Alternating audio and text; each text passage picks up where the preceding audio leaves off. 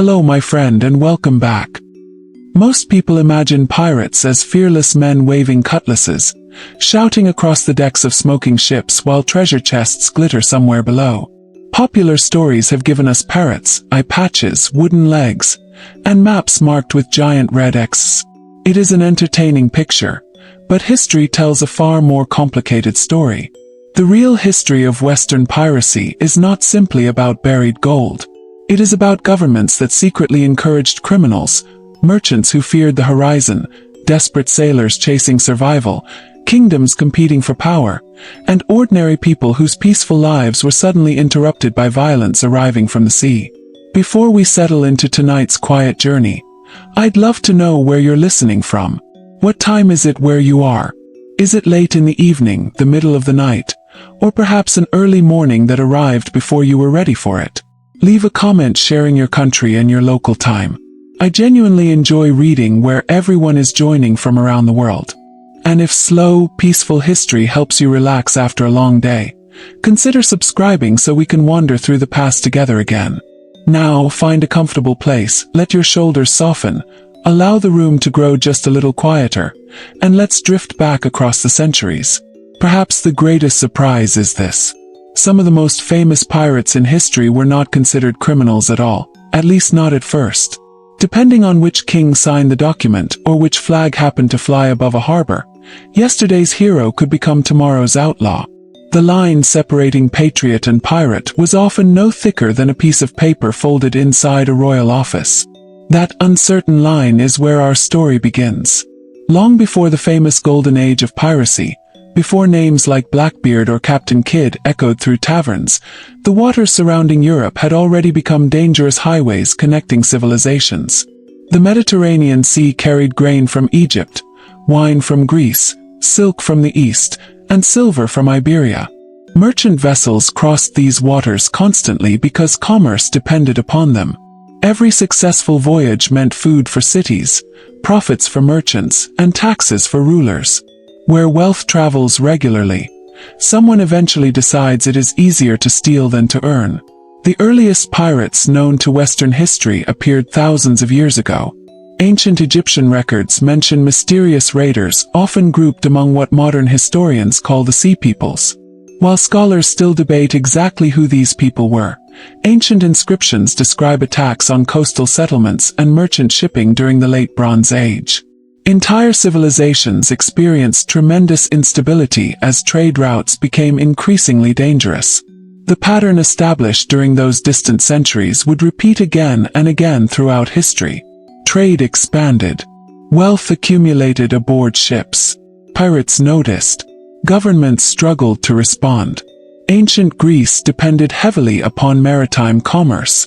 Hundreds of islands created countless sheltered coves where raiders could hide. A small vessel hugging the coastline might disappear behind rocky cliffs before victims even realized danger approached. Some Greek city-states condemned piracy. Others quietly tolerated it whenever it weakened rivals. To modern ears this sounds contradictory.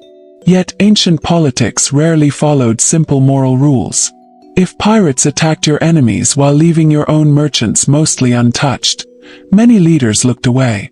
Even famous Greek writers understood piracy as part of everyday life. In some periods, asking a stranger whether he earned his living as a pirate was reportedly not considered particularly insulting. It reflected the reality that many coastal communities relied upon raiding during difficult economic times. As centuries passed, another power rose around the Mediterranean. Rome. The Roman Republic eventually controlled enormous territories surrounding the sea they proudly called Mare Nostrum, our sea. Roman merchants carried olive oil, grain, marble, spices, slaves, and luxury goods across an increasingly connected empire. Commerce flourished on an unprecedented scale. Unfortunately, pirates flourished as well. Among the most notorious were the pirates based in the rugged coastline of Cilicia in what is now southern Turkey. The mountains descended sharply toward hidden coves, creating nearly perfect natural bases. Roman naval patrols found these places difficult to penetrate. Pirate fleets launched sudden attacks before disappearing into narrow inlets protected by geography itself. These were not merely scattered thieves. Some pirate organizations developed remarkably sophisticated operations. They maintained fleets, recruited experienced sailors, negotiated ransoms, fenced stolen cargo, and even established informal alliances with local rulers who benefited economically from their activities. Rome initially underestimated the threat. That proved expensive. Merchant shipping became increasingly hazardous. Grain deliveries feeding Rome itself suffered interruptions. Wealthy citizens feared kidnapping because pirates discovered that human beings could be worth even more than cargo. A captured senator or nobleman represented enormous ransom potential. One famous young Roman experienced this personally. His name was Julius Caesar. Long before becoming dictator, Caesar sailed across the Mediterranean when Cilician pirates captured his vessel. According to ancient historians including Plutarch, the pirates demanded 20 talents of silver for his release. Caesar reportedly laughed. He insisted they were asking far too little. He informed them they should demand 50 talents instead because they clearly had no idea who they had captured. Sounds almost unbelievable. Yet ancient accounts consistently preserve this extraordinary episode. While servants gathered the ransom, Caesar remained among his captors for weeks. During that time he behaved less like a frightened prisoner and more like an impatient guest. He joined conversations, composed poetry, exercised, and reportedly ordered pirates to remain quiet whenever he wished to sleep. He also promised something else. Repeatedly. He warned them that once released, he would return, capture every one of them, and have them executed. The pirates apparently laughed. After all, prisoners frequently made dramatic threats. Once freed, however, Caesar immediately assembled ships, pursued the pirates, captured them, recovered much of the ransom money, and fulfilled his promise. Ancient writers state that he ordered them crucified, although some accounts suggest he showed limited mercy by having their throats cut beforehand to shorten their suffering. Whether every detail unfolded exactly as described remains debated among historians, but the broader event illustrates something important. Piracy had grown powerful enough to embarrass even Rome. The Roman Senate eventually responded with overwhelming force. In 67 BCE, the general Pompey received extraordinary authority through the Lex Gabinia. Instead of chasing individual pirate vessels randomly, he organized systematic campaigns across the Mediterranean. Roman forces divided the sea into sectors. Each received coordinated patrols. Pirates found fewer safe harbors. Supply networks collapsed. Within months, organized piracy suffered devastating losses. Modern historians continue discussing exactly how complete Pompey's victory truly was, yet Roman sources portray it as remarkably effective. The campaign demonstrated that piracy could be reduced, but only through sustained political commitment, naval resources, and coordinated strategy. This lesson would echo throughout every future century. Whenever governments grew weak, whenever wars distracted kingdoms, whenever naval patrols disappeared, pirates returned. And after Rome itself slowly fragmented under centuries of pressure, those conditions appeared once again. The Western Roman Empire gradually dissolved during the 5th century. Political authority fractured. Regional kingdoms emerged. Maritime security declined. For coastal communities, uncertainty became normal. Ships still crossed the seas because people always needed food, timber, cloth, salt, metals, and countless other necessities. Yet every voyage carried fresh risks. Across northern Europe, another maritime tradition quietly expanded. The Vikings. Although remembered primarily as raiders rather than pirates, many Viking expeditions blurred those distinctions.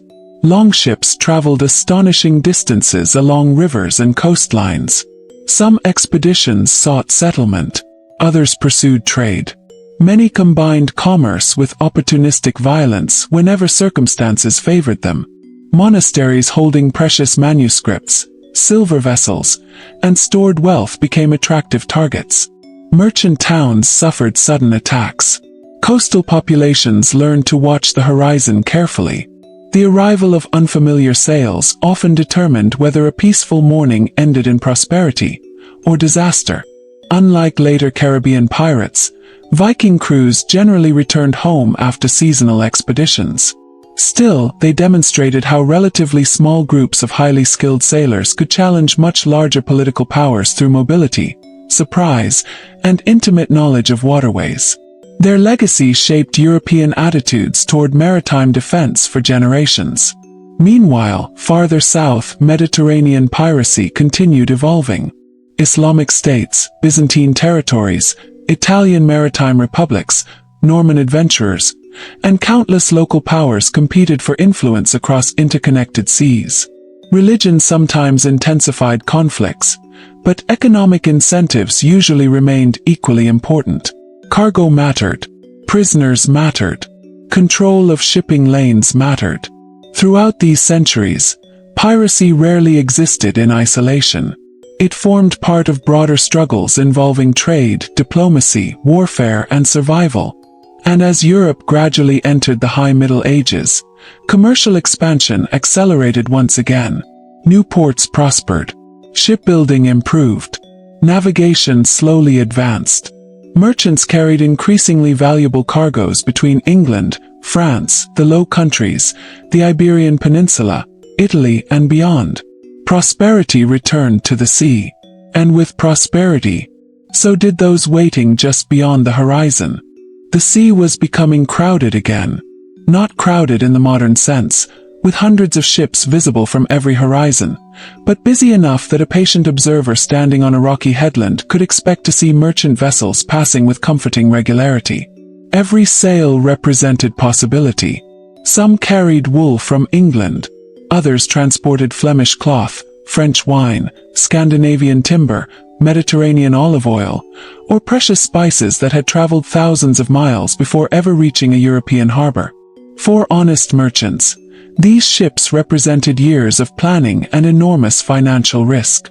A single voyage might involve investors from several cities, borrowed money, hired crews, carefully negotiated cargo contracts, and insurance agreements in their earliest forms. If one ship disappeared beneath the waves, or into the hands of pirates, dozens of families might suffer financial ruin. For pirates, however, those same ships represented opportunity.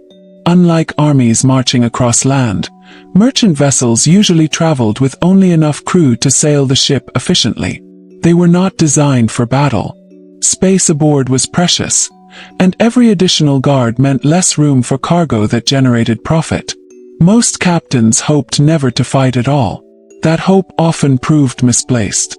Throughout the Middle Ages, piracy spread across nearly every corner of Europe's coastline.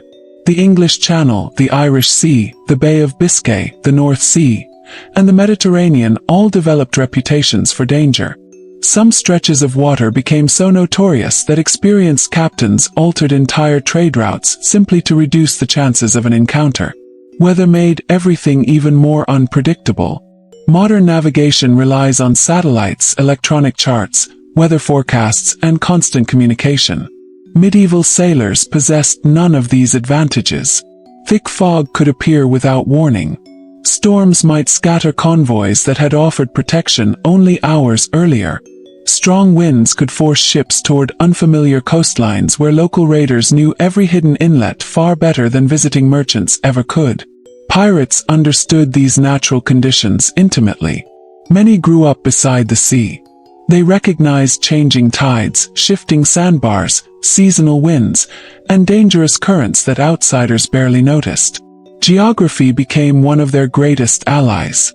Imagine sailing along an unfamiliar coast after several exhausting days at sea. Your crew is tired. Fresh water is running low. The weather is beginning to change. Then, just ahead, you notice a quiet, sheltered bay that appears perfectly safe. From your deck, everything seems peaceful. What you cannot see are the narrow caves tucked beneath the cliffs, where several small vessels wait silently. Within minutes, the calm harbor becomes a trap. That scene repeated itself countless times across medieval Europe. Many pirate attacks required surprisingly little violence.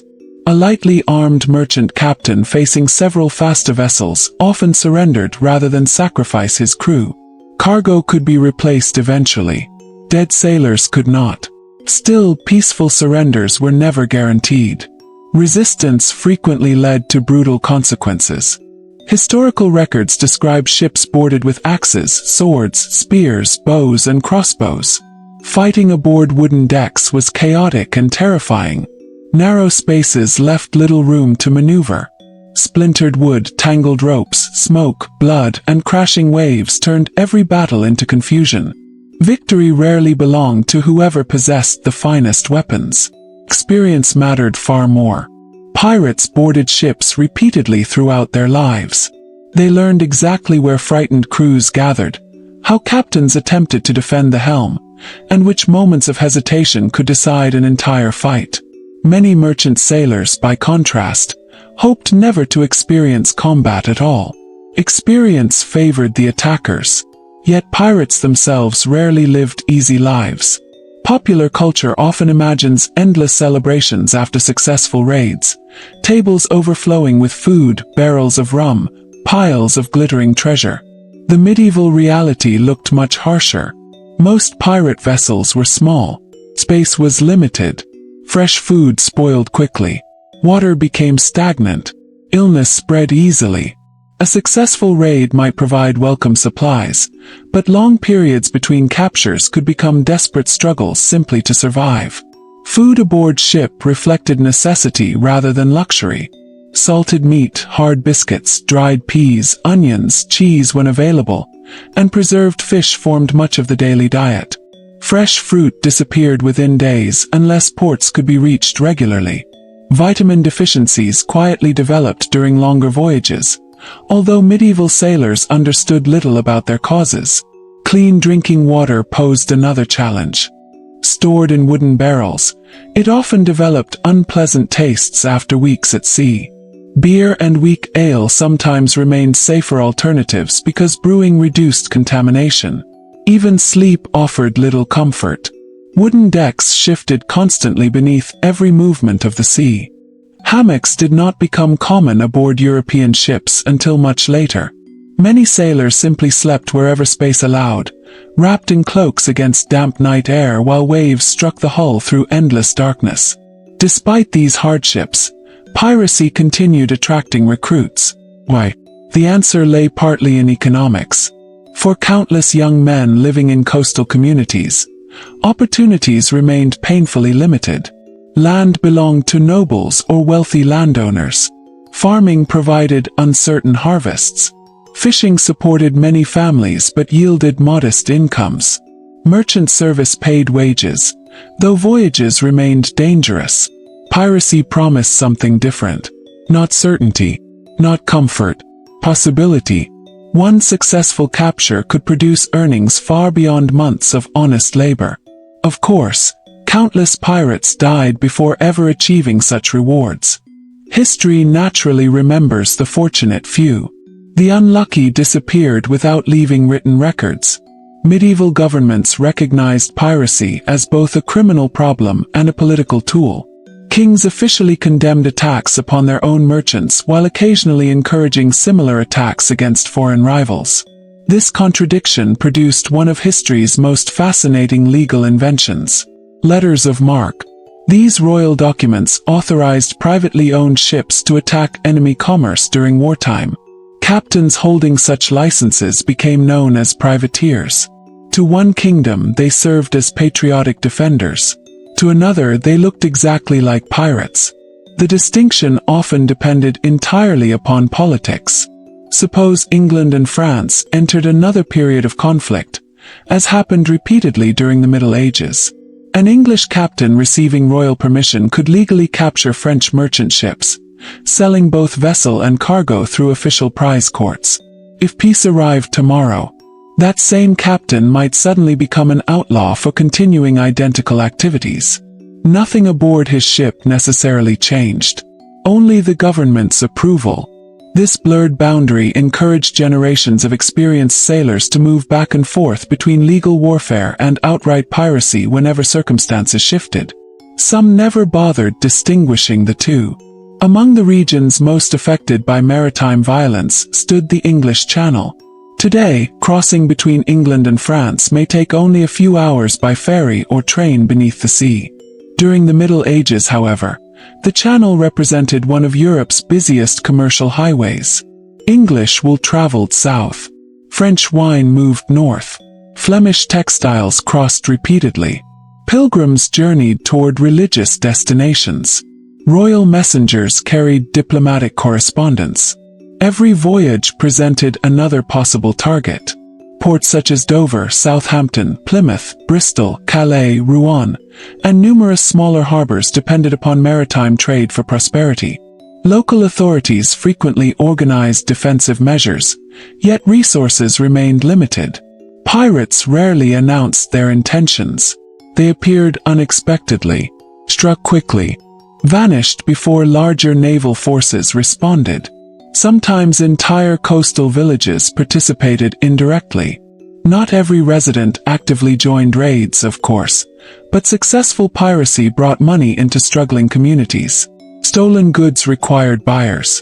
Ships needed repairs. Sailors spent captured wealth in taverns, markets, and workshops. Economic incentives encouraged silence. Neighbors often preferred asking few questions. Medieval justice also operated far less consistently than modern legal systems. A captured pirate might face execution in one kingdom, yet receive protection in another if political circumstances proved advantageous. Corruption complicated matters further. Officials occasionally accepted bribes. Local nobles sometimes protected useful raiders. Merchants themselves occasionally exaggerated pirate attacks to explain financial losses or avoid repaying investors. Sorting truth from fiction becomes one of the greatest challenges facing historians studying medieval piracy. Court records survive unevenly. Government reports contain political bias. Chroniclers sometimes preferred dramatic storytelling over careful accuracy. Even so, certain patterns emerge clearly. Piracy never thrived merely because criminals existed. It flourished whenever governments lacked sufficient naval power to enforce order consistently. That lesson became unmistakable during the 14th century, when Europe entered one of its most turbulent eras. War expanded. Trade grew richer. Disease devastated populations. Political authority weakened in many regions. And amid all that uncertainty, entirely new pirate organizations began appearing, groups far more organized than scattered bands of opportunistic raiders. Some would become so influential that kings themselves struggled to suppress them. Among the most famous were a loose but formidable alliance of mariners operating across the North Sea and Baltic, remembered by history as the Victual Brothers. Their rise would mark a turning point, proving that piracy could evolve beyond isolated attacks into something approaching an organized maritime enterprise, one capable of challenging governments, controlling trade routes, and reshaping the balance of power across northern Europe. The rise of the Victual Brothers reminds us that piracy was rarely born from simple greed alone. More often, it emerged from political chaos, broken economies, interrupted trade, and wars that left experienced sailors with few honest ways to earn a living. By the late 14th century, Northern Europe was anything but peaceful. The kingdoms surrounding the Baltic Sea competed constantly for influence. Powerful merchant cities belonged to the Hanseatic League, a commercial alliance stretching from present-day Germany through the Baltic and into Scandinavia. These cities depended on uninterrupted shipping. Grain, timber, iron, furs, wax, fish, salt, and cloth crossed the sea in remarkable quantities. Every successful voyage strengthened merchants, enriched rulers through taxes, and supplied growing towns. The Baltic was becoming one of Europe's busiest commercial regions. And wherever wealth gathered, piracy soon followed. The story of the Victual Brothers began during a political struggle rather than a criminal conspiracy.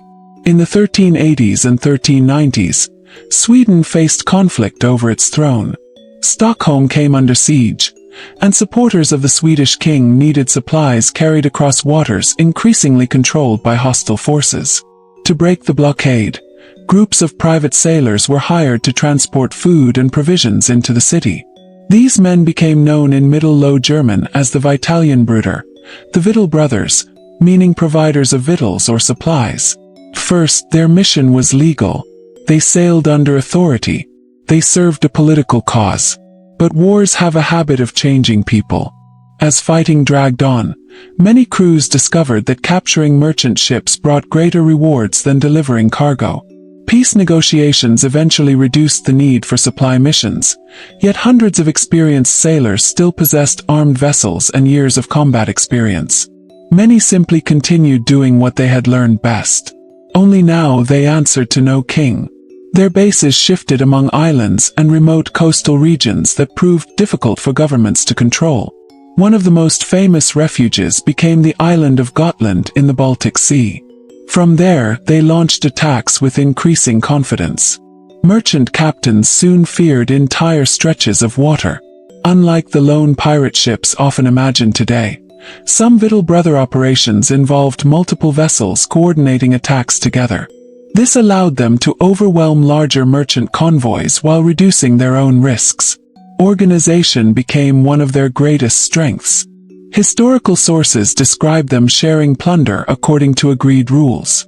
Captured cargo might include barrels of grain, expensive cloth, metal tools, wine, salt, livestock, or silver coins. Everything possessed value somewhere. Even ordinary rope could be sold. Wooden barrels found new owners. Iron nails were reused. Nothing useful was wasted. The Hanseatic League understood the growing danger immediately. These merchants were among the wealthiest businessmen in Europe. Their prosperity depended upon safe shipping, and piracy threatened the very foundation of their success. Cities such as Lübeck, Hamburg, Bremen, Danzig, and Riga invested heavily in defensive measures. Merchant convoys increasingly traveled together under armed escort whenever possible. Ports improved harbor defenses. Rewards were offered for information leading to pirate arrests. Yet suppression proved difficult. The Baltic coastline stretched for thousands of miles. Countless islands created endless hiding places. Winter weather shortened naval campaigns. Local rulers often argued over responsibility while pirates slipped away. Perhaps the most famous figure associated with the Victual Brothers was Klaus Stortbeker. Even today, his name occupies a curious space between documented history and popular legend. Historical records confirm that a pirate leader by this name, or something very close to it, operated in northern waters during the late 14th century. Beyond that, stories become increasingly dramatic. According to later traditions, Stortbeker earned his nickname from a Low German expression meaning "empty the mug," supposedly because he could drink enormous quantities of beer in one sitting. Whether true or not, the tale reflects how pirates gradually transformed into folk heroes within local storytelling. Legends claimed he stole only from the rich. Others insisted he treated his crews fairly. Some stories portrayed him as generous toward poor communities. Reliable historical evidence for such claims remains scarce. Like many famous outlaws, his reputation grew with every generation. What historians can state with greater confidence is that Stortbeker became one of the most wanted pirate leaders in Northern Europe. Merchant cities demanded action. Governments increased pressure. Eventually, a fleet from Hamburg succeeded in capturing him around 1401 after a fierce naval engagement. His execution quickly entered legend. One famous story claims that after being sentenced to death, Stortbeker requested a final favor.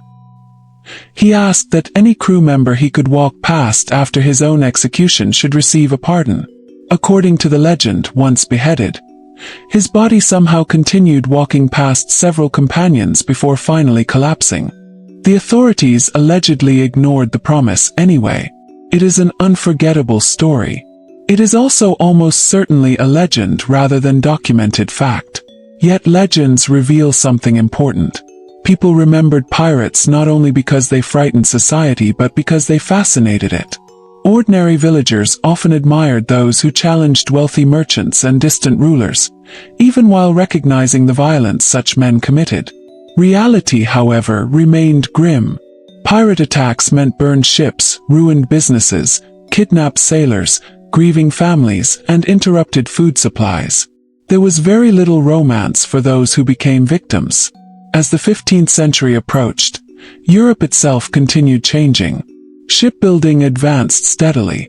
The simple cogs that had dominated northern trade gradually evolved into more capable vessels.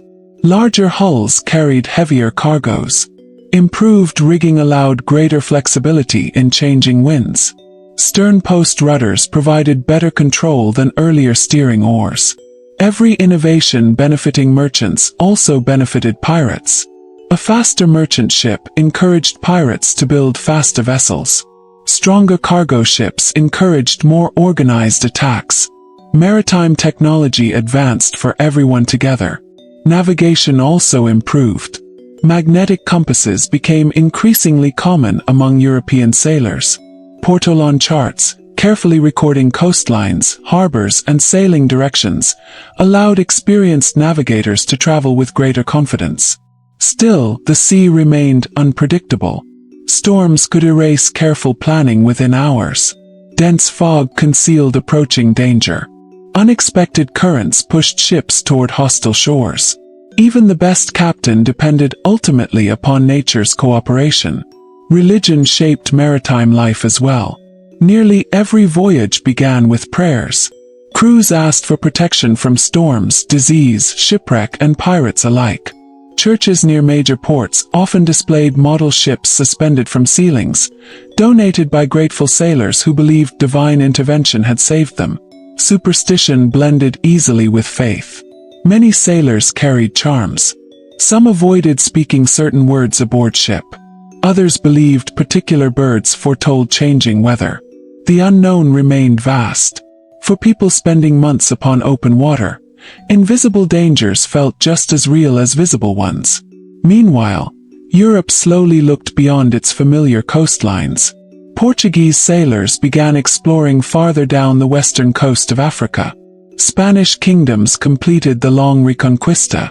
Italian navigators refined commercial routes throughout the Mediterranean. The appetite for overseas trade expanded every generation. This transformation would eventually reshape piracy forever. Because once European kingdoms discovered entirely new ocean routes leading toward Africa, Asia, and eventually the Americas, the amount of wealth crossing the seas increased beyond anything medieval pirates had ever imagined. Gold, silver, sugar, spices, silk, tobacco, precious dyes. Entire shiploads of unimaginable riches would soon begin crossing the Atlantic.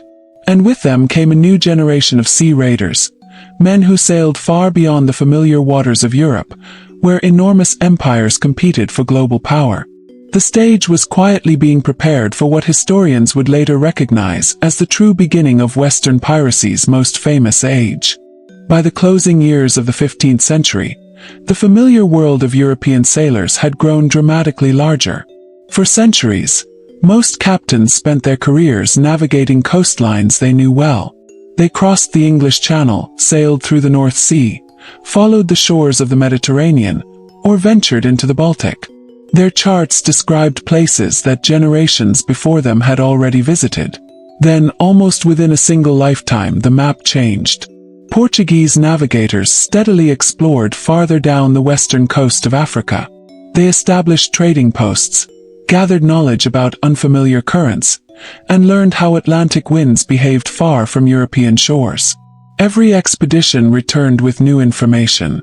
Sailors carefully recorded dangerous reefs, reliable anchorages, seasonal weather, and routes that could safely bring ships home again. This was knowledge worth almost as much as gold itself. At sea, information often meant survival. One captain who understood the winds better than another could arrive weeks earlier, avoid deadly storms, and reach markets before competitors. In an age without modern communication, every successful voyage expanded Europe's understanding of the oceans. Then came one of history's greatest turning points. In 1492, Christopher Columbus sailed west under the Spanish crown, hoping to reach Asia by crossing the Atlantic Ocean. Instead, he encountered lands unknown to Europeans in the way they had imagined the world. Although millions of indigenous people had lived throughout the Americas for thousands of years, European kingdoms suddenly realized that vast continents stood between Europe and Asia. The consequences reached far beyond exploration. New colonies gradually appeared. Trade expanded enormously. Competition between European powers intensified almost immediately. Spain quickly became the wealthiest kingdom in Europe, after immense quantities of silver and gold began arriving from the Americas. The silver mines at Potosí in present-day Bolivia and Zacatecas in New Spain produced astonishing wealth. Treasure fleets carried bullion across thousands of miles of open ocean toward Spain. Every departing convoy represented fortunes almost impossible to comprehend. Word spread quickly, not only among merchants and kings, among sailors, among adventurers, among men willing to risk everything for one successful capture. Still, attacking Spanish treasure fleets during the early 16th century was far from easy. Spain understood perfectly well what was at stake. The crown developed increasingly sophisticated systems to protect its wealth. Treasure ships traveled together in heavily armed convoys known today as the Spanish treasure fleets. Escort vessels guarded the slower merchant ships. Ports were fortified. Departure dates remained carefully organized whenever possible. The Atlantic itself also served as a defense.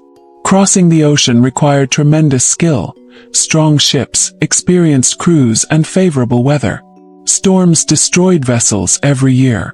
Hurricanes in the Caribbean could scatter entire fleets in a matter of hours. Nature remained every sailor's greatest enemy. Yet despite these dangers, another development quietly encouraged piracy. Europe entered an age of nearly constant warfare. Spain fought France.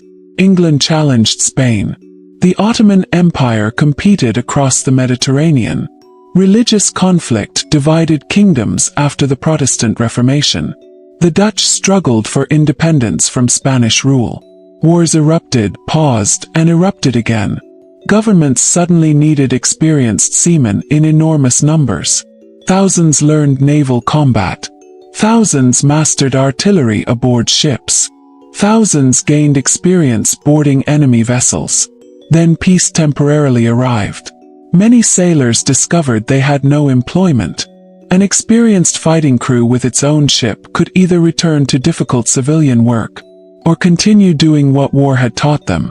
Governments occasionally encouraged exactly that. Letters of marque became increasingly common. Privateers received official permission to attack enemy shipping during wartime. Captured cargoes could be legally sold, with profits shared among investors, captains, crews, and governments. The arrangement benefited everyone involved, at least while wars continued.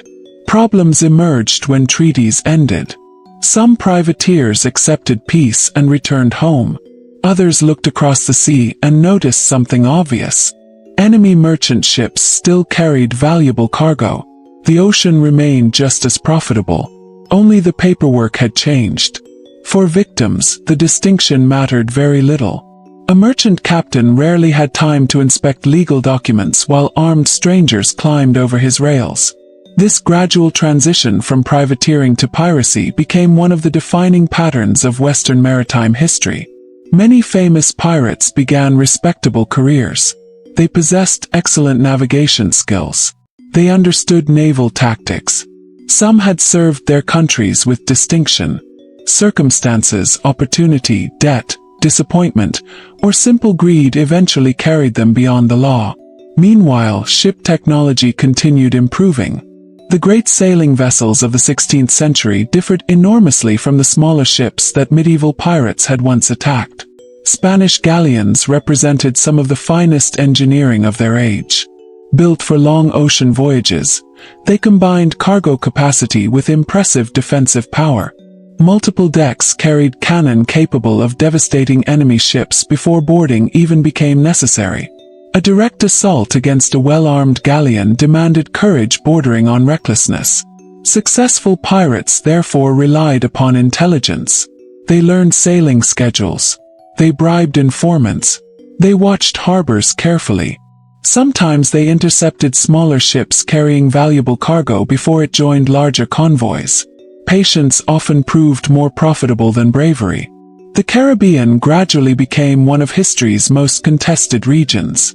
Today its turquoise waters suggest peaceful holidays and quiet beaches.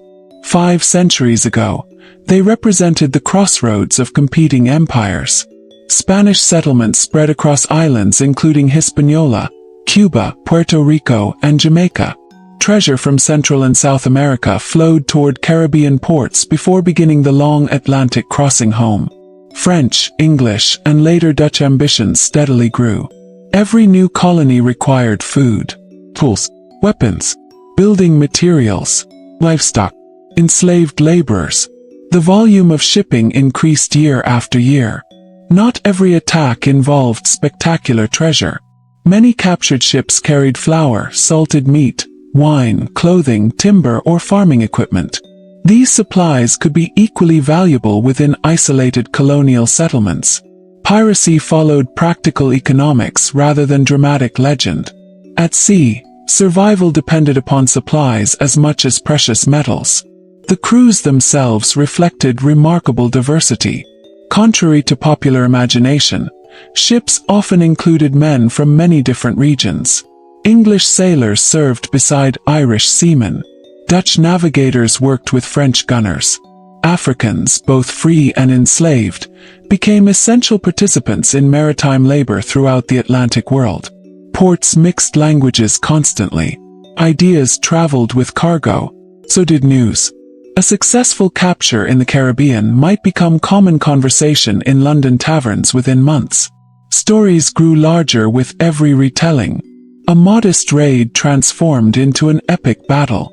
One captured chest became 10. Ordinary captains acquired legendary reputations.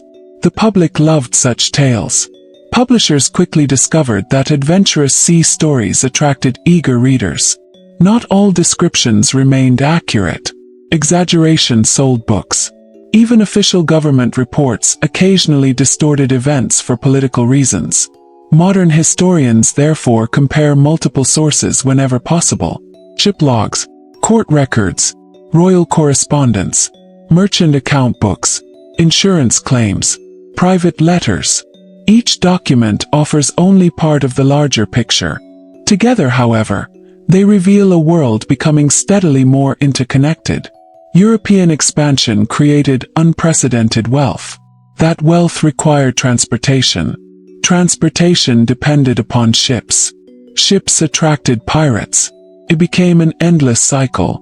Perhaps no event better demonstrated the vulnerability of even mighty empires than the daring raids carried out by French privateers during the 16th century. Operating with royal approval, these captains targeted Spanish commerce relentlessly. They understood that weakening Spain economically could strengthen France politically. Every captured cargo reduced Spanish revenues. Every successful attack forced Madrid to spend more on naval defense. Commerce itself became another battlefield. England watched carefully. The English crown recognized the same opportunity. Rather than attempting to match Spain's enormous wealth directly, English leaders increasingly considered using skilled private captains to disrupt Spanish shipping. Among those ambitious young seamen was a man whose name would become famous across Europe. To England, he would be celebrated as a national hero. To Spain, he would become one of the most hated men alive. His voyages would blur the line between explorer, naval commander, merchant, slave trader, and pirate more dramatically than perhaps anyone before him. That man was Francis Drake. His remarkable career would help transform Atlantic piracy from scattered raids into an international struggle involving kings, queens, empires, religion, commerce, and oceans stretching farther than most Europeans had ever imagined. When Francis Drake first went to sea as a young man, no one could have predicted that his name would one day inspire celebration in England and deep resentment in Spain. He did not begin his career wearing the reputation of a legendary sailor. Like countless boys born into coastal communities during the 16th century, he learned the sea gradually. watching experienced captains, handling ropes, reading changing winds, and discovering that the ocean rewarded patience while punishing overconfidence. England itself was changing rapidly. Under the reign of Queen Elizabeth I, the kingdom remained far less wealthy than Spain. Spanish treasure fleets carried extraordinary quantities of silver from the Americas, financing armies, expanding colonies, and strengthening royal influence across Europe. English leaders watched these developments with growing concern. If Spain controlled so much wealth, its political power would continue increasing. Open war was expensive. Private enterprise appeared far cheaper. That was where men like Drake entered the picture. During the early years of his career, Drake sailed alongside his cousin, John Hawkins, one of England's most experienced mariners. Hawkins built commercial networks stretching across the Atlantic, although modern historians also recognize that he played a significant role in the early English slave trade. His voyages carried enslaved Africans across the ocean to Spanish America, participating in a brutal system that caused unimaginable suffering for millions of people. Understanding piracy requires acknowledging these uncomfortable realities. The Atlantic world was becoming increasingly connected through trade, colonization, warfare, and slavery. Many sailors who later became famous privateers first gained experience aboard voyages connected to that expanding system. In 1568, Drake accompanied Hawkins on an expedition that would shape his future profoundly. The English fleet reached the Mexican port of San Juan de Ulua, near present-day Veracruz. There, English ships encountered a powerful Spanish fleet. Negotiations initially suggested both sides could coexist peacefully while making repairs. The agreement collapsed. Violence erupted. Spanish forces attacked. Several English ships were destroyed or captured. Only a handful escaped. For Drake, the encounter became deeply personal. Whether he viewed it as betrayal, military necessity, or political deception, the experience hardened his attitude toward Spain. In later years, many historians believe this event influenced his determination to challenge Spanish power across the Atlantic. Back in England, Elizabeth's government remained cautious. Officially, England and Spain were not always at open war. Unofficially, however, English privateers increasingly targeted Spanish interests whenever political circumstances allowed room for plausible deniability. Drake proved exceptionally skilled. He possessed qualities that separated successful captains from reckless adventurers. He planned carefully. He gathered intelligence before sailing. He maintained discipline aboard his ships. He understood navigation remarkably well. Most importantly, he rarely depended upon luck alone. One of his greatest strengths involved surprise. Rather than confronting heavily protected treasure fleets directly, Drake often struck smaller settlements, isolated ports, or lightly defended merchant vessels. These attacks disrupted Spanish confidence while forcing colonial officials to strengthen defenses across enormous distances. Every additional fort required money. Every new garrison required supplies. Every defensive improvement reduced Spain's profits. Drake's raids therefore achieved military objectives beyond immediate financial gain. His most famous early expedition began in 1572. Leading a small force, he crossed the Atlantic and established temporary bases along the Isthmus of Panama. Spanish mule trains regularly transported silver from Pacific ports across the narrow strip of land before loading it aboard ships bound for Europe. Drake recognized the route's vulnerability. Working with escaped enslaved Africans known as the Cimarrons, who possessed detailed knowledge of local geography and strongly opposed Spanish colonial rule, Drake gathered information about Spanish movements. Together they observed treasure convoys moving through dense tropical forests. The environment itself became another challenge. European sailors accustomed to cooler climates struggled with intense heat, unfamiliar diseases, insects, heavy rainfall, and difficult terrain. Supplies spoiled rapidly. Clothing rotted in constant humidity. Mosquitoes carried illnesses no one yet understood scientifically. Yet Drake persisted. Eventually his men succeeded in capturing significant quantities of Spanish treasure. The silver could not all be carried away. Some had to be abandoned. Even so, the expedition demonstrated something remarkable. Spain's empire, despite its immense wealth, remained vulnerable. News traveled quickly. In England, Drake's reputation soared. In Spain, outrage spread through colonial administrations. Officials demanded stronger defenses. Merchants worried about rising insurance costs. Convoys became even more heavily protected. Then came the voyage that would secure Drake's place in history forever. In 1577, Queen Elizabeth secretly supported an ambitious expedition that combined exploration with attacks upon Spanish possessions. Drake commanded the ship Pelican, later renamed the Golden Hind. The voyage would ultimately become the second successful circumnavigation of the globe after Ferdinand Magellan's expedition, although Magellan himself had died before completing that earlier journey. The expedition proved extraordinarily difficult. Storms battered the fleet while passing through the Strait of Magellan. Several ships turned back. Others disappeared. Eventually, only Drake's vessel continued into the Pacific Ocean. For Spain, the Pacific coast of the Americas felt relatively secure. Very few enemies had ever appeared there. Spanish settlements focused their strongest defenses toward the Atlantic. Drake arrived where almost no one expected him. He attacked shipping along the Pacific coastline of South America, capturing valuable cargoes almost completely by surprise. Among his greatest prizes was the Spanish treasure ship Nuestra Señora de la Concepción, nicknamed Cocofuego by English sailors. The vessel carried enormous quantities of silver, gold, jewels, and luxury goods.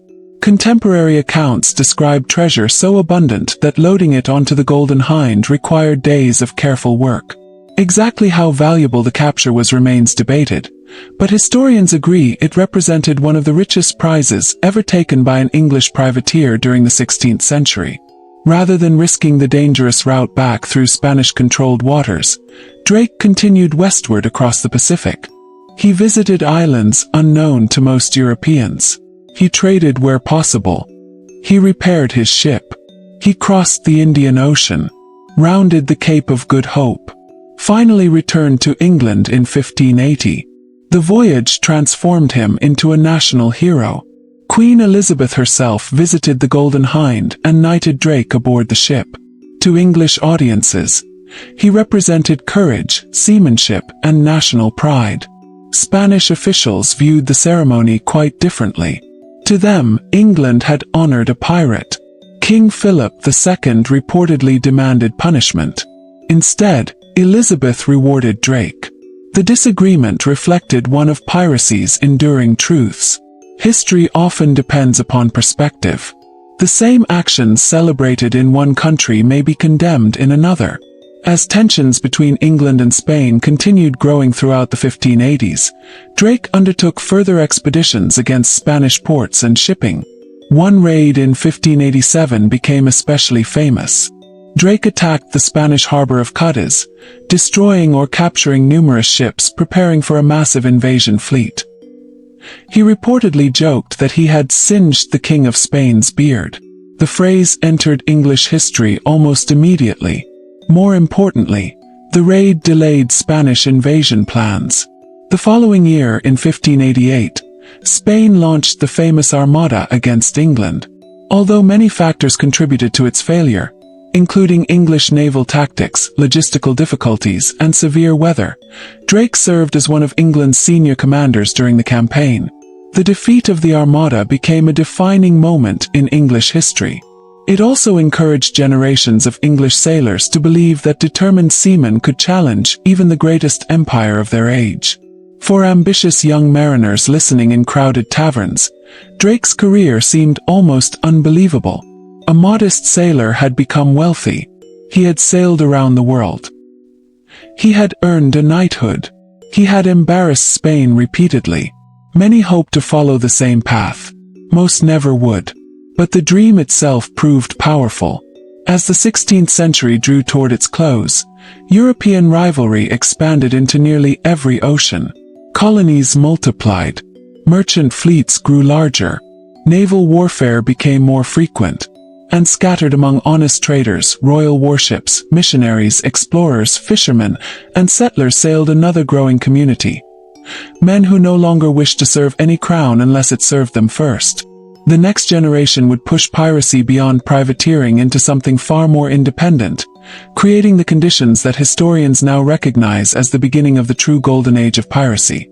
By the beginning of the 17th century, the Atlantic Ocean no longer belonged to a single empire. Spain still possessed enormous wealth and vast colonial territories stretching across the Americas, but England, France, and the Dutch Republic had become determined rivals. Every kingdom wanted profitable colonies. Every government wanted access to valuable trade routes. Every navy sought to weaken its competitors whenever possible. The sea became the center of that competition. Warships crossed the Atlantic carrying soldiers and supplies. Merchant vessels transported sugar, tobacco, indigo, timber, furs, hides, silver, and manufactured goods. Fishing fleets worked the rich waters of Newfoundland. Explorers continued mapping coastlines that Europeans had only recently begun to understand. There seemed to be ships everywhere. Yet for all this growing activity, much of the ocean remained remarkably empty. A vessel could sail for days without seeing another sail on the horizon. If pirates attacked in those lonely waters, there was little chance anyone would witness the event, let alone come to the victim's rescue. Distance itself protected criminals. Communication remained painfully slow. A governor in Jamaica might send urgent news to London, but the letter required weeks or even months to cross the Atlantic. By the time royal officials read reports describing a pirate attack, the ship responsible could already be hundreds or even thousands of miles away. That delay gave pirates an enormous advantage. One successful raid often allowed them to disappear before any organized response could begin. At the same time, European colonies faced constant shortages. Growing settlements needed food, tools, nails, cloth, livestock, gunpowder, medicines, and skilled workers. Ships arrived carrying everything necessary for survival. A delayed supply ship could threaten an entire colony. A captured supply ship could create a crisis. Pirates understood this perfectly. Not every valuable cargo glittered. Barrels of flour could become priceless in a hungry settlement. Fresh water, salt pork, sailcloth, rope, iron tools, and medicine often mattered more than gold. Survival depended upon ordinary goods. This practical reality shaped pirate strategy far more than later adventure stories suggested. Around this time, another group of sea raiders began attracting attention throughout the Caribbean. They became known as the buccaneers. The word itself came from the French term boucan, referring to wooden frames used by hunters to smoke meat. On the island of Hispaniola, French hunters preserved wild cattle and pigs this way before selling meat to passing ships. Life was harsh but independent. These hunters gradually formed small communities beyond the direct control of European governments. When Spanish authorities attempted to drive them away by destroying livestock and settlements, many hunters adapted. Instead of hunting animals, they began hunting ships. Some settled on the small island of Tortuga, just north of Hispaniola. Tortuga possessed natural advantages that soon made it famous. Its rocky coastline offered protected anchorages. European authorities struggled to maintain permanent control. French, English, and Dutch interests frequently overlapped there. Pirates, privateers, merchants, escaped servants, and adventurers mixed together in ways that blurred legal boundaries almost completely. Unlike the carefully organized ports of Europe, Tortuga became something closer to a frontier town. Rules existed. Enforcement varied. Money flowed quickly. Fortunes appeared and disappeared with astonishing speed. A sailor might arrive nearly penniless.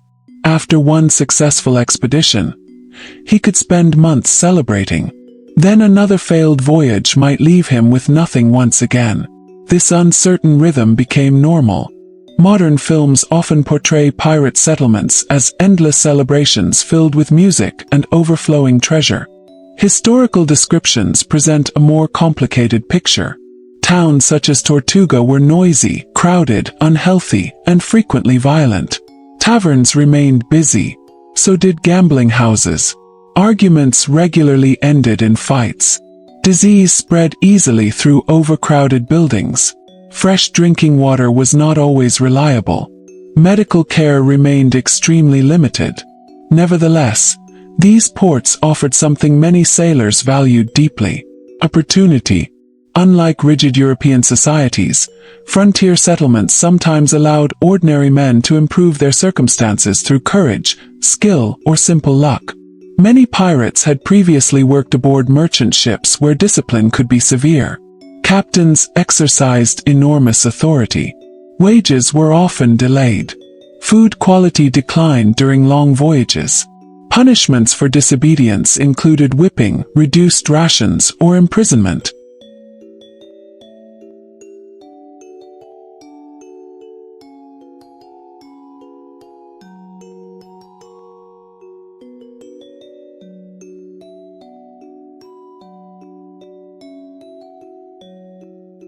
Conditions aboard naval vessels could prove even harsher. Impressment remained common in several European countries, especially England. Naval press gangs sometimes forced experienced sailors into military service whether they wished to join or not. Families might watch husbands or sons disappear with little warning. Years could pass before they returned. Some never came home. Against that background, piracy began appearing surprisingly attractive to certain sailors. Life remained dangerous. Death remained common. But pirate crews sometimes organized themselves differently. Historical evidence suggests that many pirate ships elected their captains. Authority depended partly upon competence rather than noble birth. Captains retained considerable power during combat, when quick decisions could save the entire crew. Outside battle, however, important matters were often discussed collectively. Crews sometimes voted. Articles of agreement established rules before voyages began. These written codes varied from ship to ship, but many addressed similar subjects. How would captured treasure be divided? What compensation would injured sailors receive? What punishments applied for theft from fellow crew members? What behavior endangered everyone aboard? Although pirate life was unquestionably criminal, many crews developed internal systems that appeared surprisingly organized. A skilled carpenter losing an arm during battle might receive additional compensation from shared plunder. A sailor caught stealing from his own companions could face severe penalties. The reason was practical rather than moral. Trust mattered. Life at sea depended upon cooperation. Every crew member relied upon everyone else during storms, battles, and emergencies. Discipline emerged because survival required it. Another important misconception concerns pirate treasure. The famous image of buried chests overflowing with gold owes far more to 19th century fiction than historical reality. Most pirates spent wealth quickly. There were good reasons. Gold buried underground earned no food, repaired no ships, paid no crews. Captured goods were usually sold as soon as possible through merchants willing to ignore awkward questions about ownership. Money circulated rapidly. The legend of buried treasure became popular largely because it created exciting stories. Actual historical evidence for pirates regularly burying enormous fortunes remains extremely limited. One notable exception often mentioned involves Captain William Kidd, whose complicated story would unfold somewhat later. For most pirates, hidden treasure existed only temporarily while buyers were found. The Caribbean itself also demanded respect. Its beauty concealed constant danger. Coral reefs waited beneath clear water. Unexpected squalls appeared almost without warning. Hurricanes represented perhaps the greatest threat of all. Unlike enemy ships, storms could not be negotiated with. Entire fleets disappeared. Experienced captains carefully observed changing skies, shifting winds, and unusual wave patterns. Even then, nature often proved impossible to predict. During hurricane season, many ships sought sheltered anchorages whenever possible. Those unable to reach safety trusted their vessels and luck. Meanwhile, European governments continued using privateers whenever wars erupted. England, France, Spain, and the Dutch Republic all issued letters of marque during different conflicts. Thousands of sailors gained valuable combat experience. Then treaties arrived. Crews found themselves unemployed again. Some accepted ordinary merchant work. Others noticed something impossible to ignore. The Caribbean still overflowed with valuable shipping. The oceans remained vast. Governments could not patrol everywhere. And many experienced fighting sailors already knew exactly how to capture merchant vessels. Gradually, more and more captains stopped asking permission from kings. Instead of serving one flag, they began serving themselves. This slow transformation would accelerate dramatically after a major European conflict known as the War of the Spanish Succession. When that long war finally ended in the early 18th century, thousands of trained naval sailors and privateers suddenly found themselves without employment. Many possessed armed ships. Many had no income. Many knew only life at sea. Those circumstances created the perfect conditions for piracy to flourish on a scale the Atlantic had never witnessed before. The world was quietly approaching what historians now call the Golden Age of piracy, an era when names like Blackbeard, Charles Vane, Calico Jack Rackham, and Bonny, Mary Red, and Bartholomew Roberts would become feared across the oceans, leaving behind stories that continue to fascinate people more than 3 centuries later.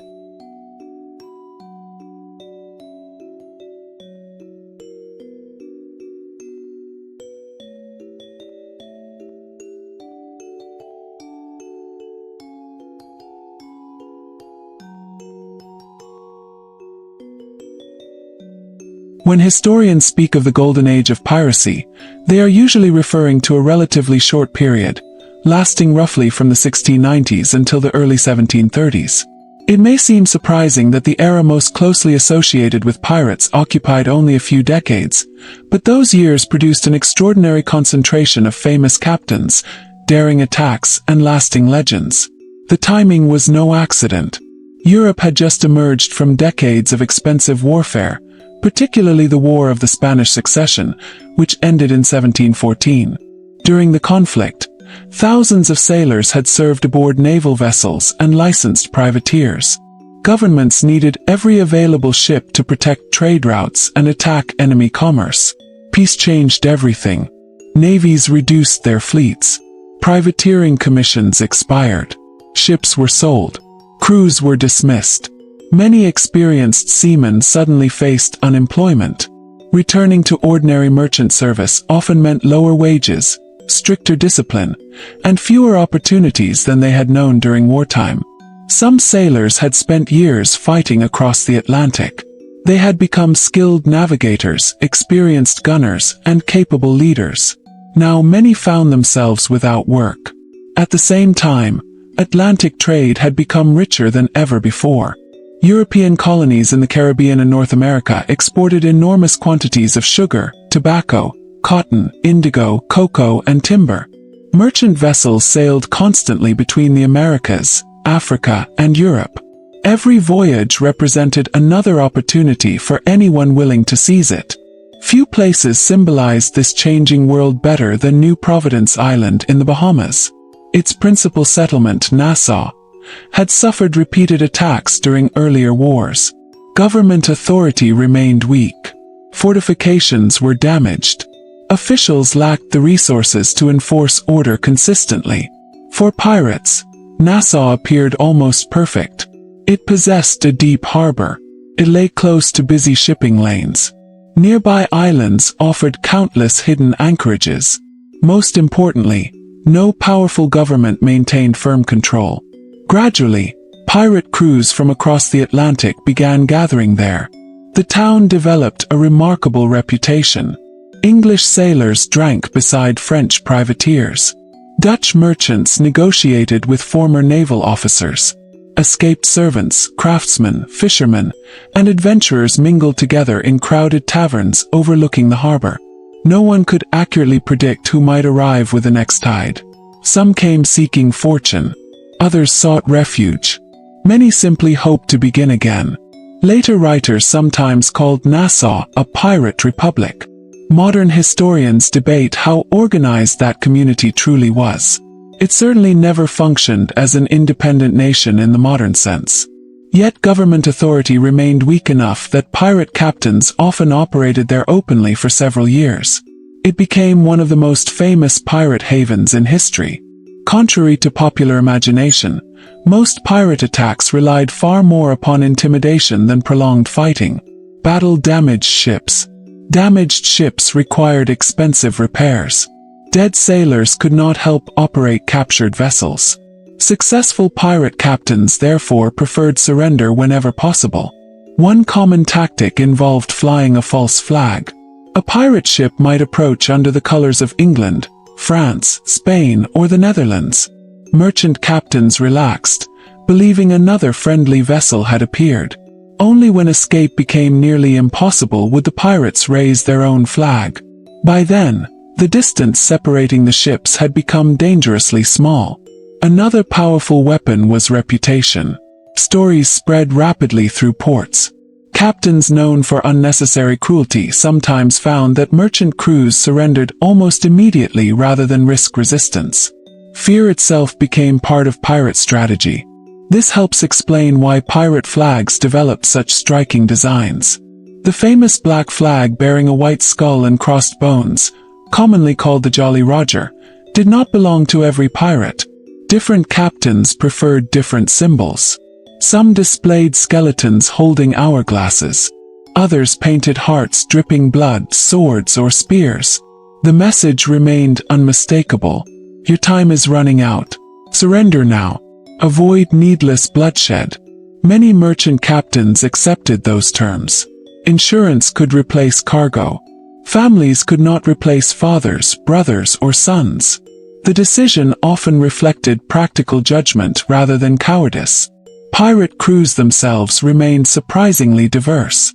English sailors certainly formed large numbers, but French, Dutch, Scottish, Irish, Welsh, Scandinavian, African, and Caribbean-born seamen also served aboard pirate vessels. Several historians have documented the presence of free black sailors among pirate crews. Some had escaped slavery. Others had previously served aboard merchant or naval ships before choosing piracy. Life aboard pirate vessels remained dangerous and uncertain for everyone, regardless of background. Yet compared with the rigid hierarchies of many merchant ships, pirate crews occasionally offered opportunities unavailable elsewhere. Shares of captured wealth generally depended more upon one's role aboard ship than noble birth. A skilled navigator earned respect because everyone relied upon accurate navigation. An experienced surgeon, carpenter, sailmaker, or gunner possessed equally valuable knowledge. Competence mattered. This practical approach helped explain why certain pirate crews functioned surprisingly effectively despite operating outside the law. One captain who quickly earned respect among fellow pirates was Benjamin Hornigold. Unlike some later figures, Hornigold reportedly avoided attacking English ships whenever possible, since he still considered himself loyal to the English crown in many respects.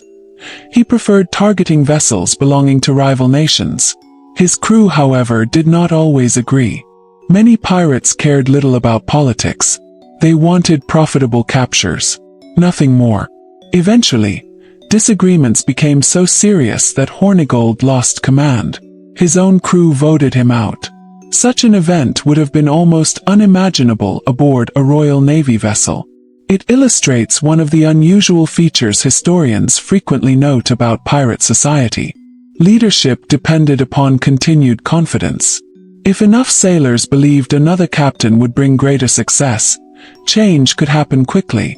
One of the younger men serving under Hornigold during this period would soon eclipse his former commander in fame. His real name was Edward Teach, although historical records sometimes spell the surname Thatch or the Che. History remembers him by another name, Blackbeard. Within only a few years, Blackbeard would become the single most recognizable pirate in Western history. Curiously, much of his reputation rested not upon endless violence but careful theater. He understood psychology. He recognized that frightening enemies often proved more effective than fighting them. According to several contemporary descriptions, Blackbeard wore slow-burning fuses beneath his broad hat before battle. These smoldering cords produced curling smoke around his face without immediately harming him. Combined with his enormous black beard, multiple pistols, swords, and imposing physical presence, the effect appeared terrifying. Witnesses described him looking almost supernatural. That image became his greatest weapon. Merchant crews frequently surrendered before a single shot was fired. Exactly what Blackbeard wanted. Ships remained undamaged. Cargo remained intact. His own crew avoided unnecessary casualties. Behind the dramatic appearance stood an experienced sailor who understood navigation, seamanship, and leadership extremely well. He also understood publicity long before the word existed. Every frightened survivor carried stories into the next port. Those stories multiplied. By the time Blackbeard approached another ship, his reputation often arrived first. It became increasingly difficult to separate truth from rumor. Some tales exaggerated his cruelty enormously. Others transformed ordinary encounters into legendary battles. Modern historians compare multiple eyewitness accounts carefully, attempting to distinguish documented events from colorful storytelling. One fact remains certain. By 1717 and 1718, Blackbeard had become one of the most feared men sailing the Atlantic.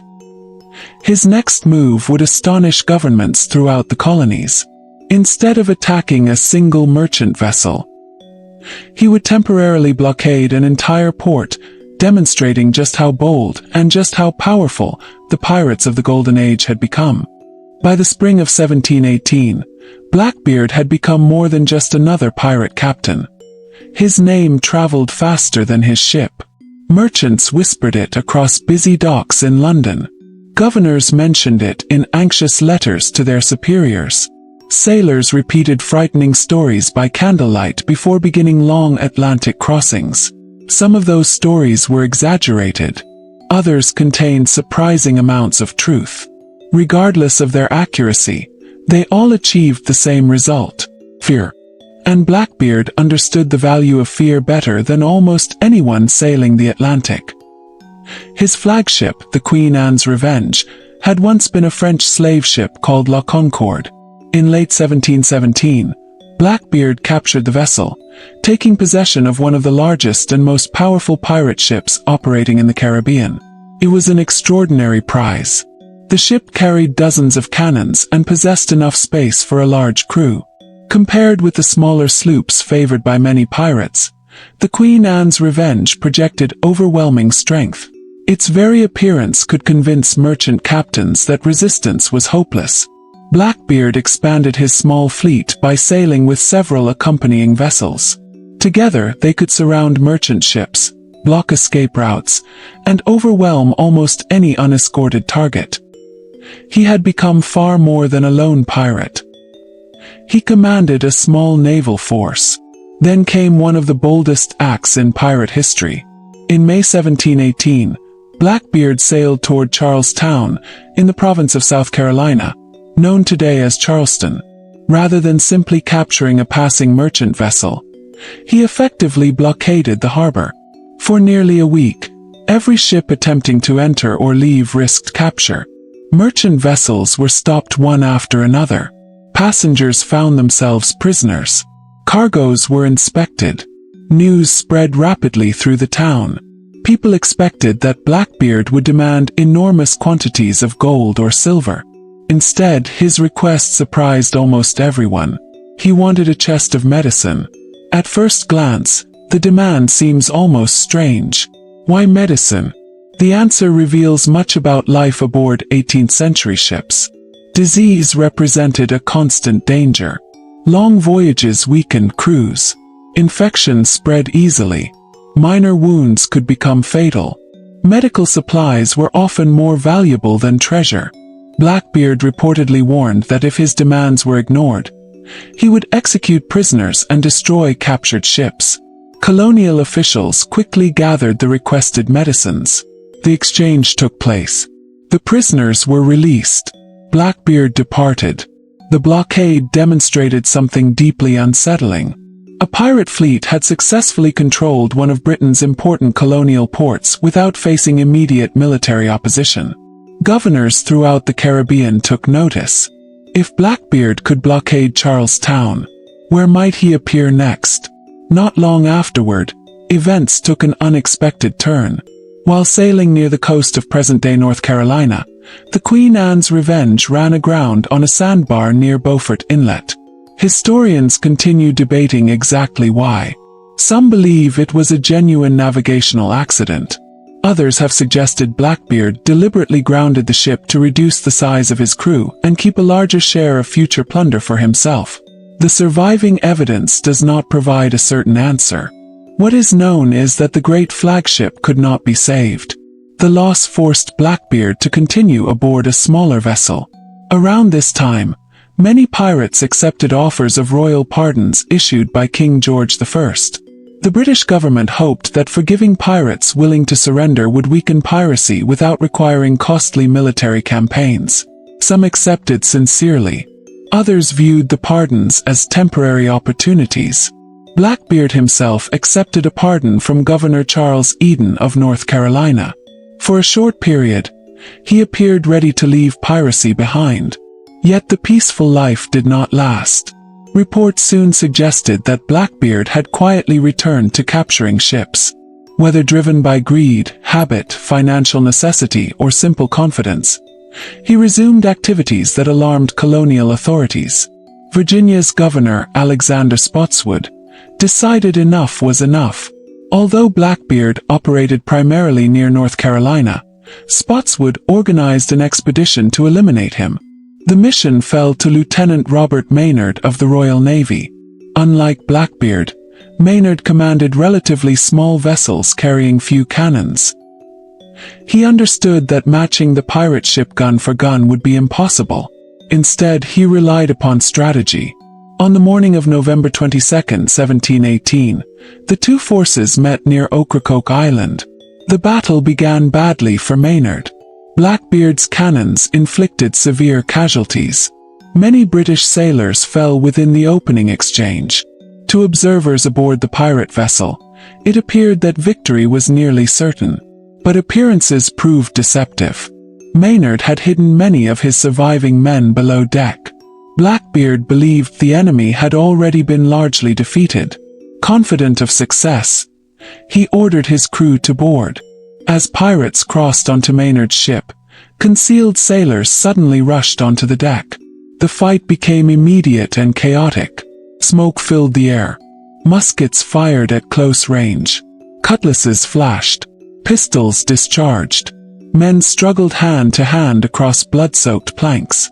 Several contemporary accounts describe Blackbeard fighting with extraordinary determination. He reportedly suffered multiple gunshot wounds and numerous sword injuries before finally collapsing. One often-quoted report claimed his body bore 5 gunshot wounds and more than 20 cuts from blades. The precise numbers cannot be confirmed with certainty, but witnesses agreed upon one point. He fought until he could fight no longer. After the battle, Maynard ordered Blackbeard's head removed and suspended from his ship's bowsprit. The grim display served an unmistakable purpose. It warned every pirate in the Atlantic. The British government intended to restore control of the seas. News of Blackbeard's death spread remarkably quickly. In London, newspapers reported the event. Colonial governors welcomed it. Merchants celebrated. For ordinary sailors, however, Blackbeard's death did not end piracy. If anything, it proved that even the most famous pirate could fall. Nature, meanwhile, cared little about such victories. The Atlantic remained immense. The Caribbean still contained hundreds of islands, hidden coves, shallow reefs, and isolated anchorages where determined pirates could disappear. Dozens of experienced captains continued operating across those waters. Some had never served under Blackbeard. Others had once sailed beside him. Several were even more successful at capturing merchant ships than he had ever been.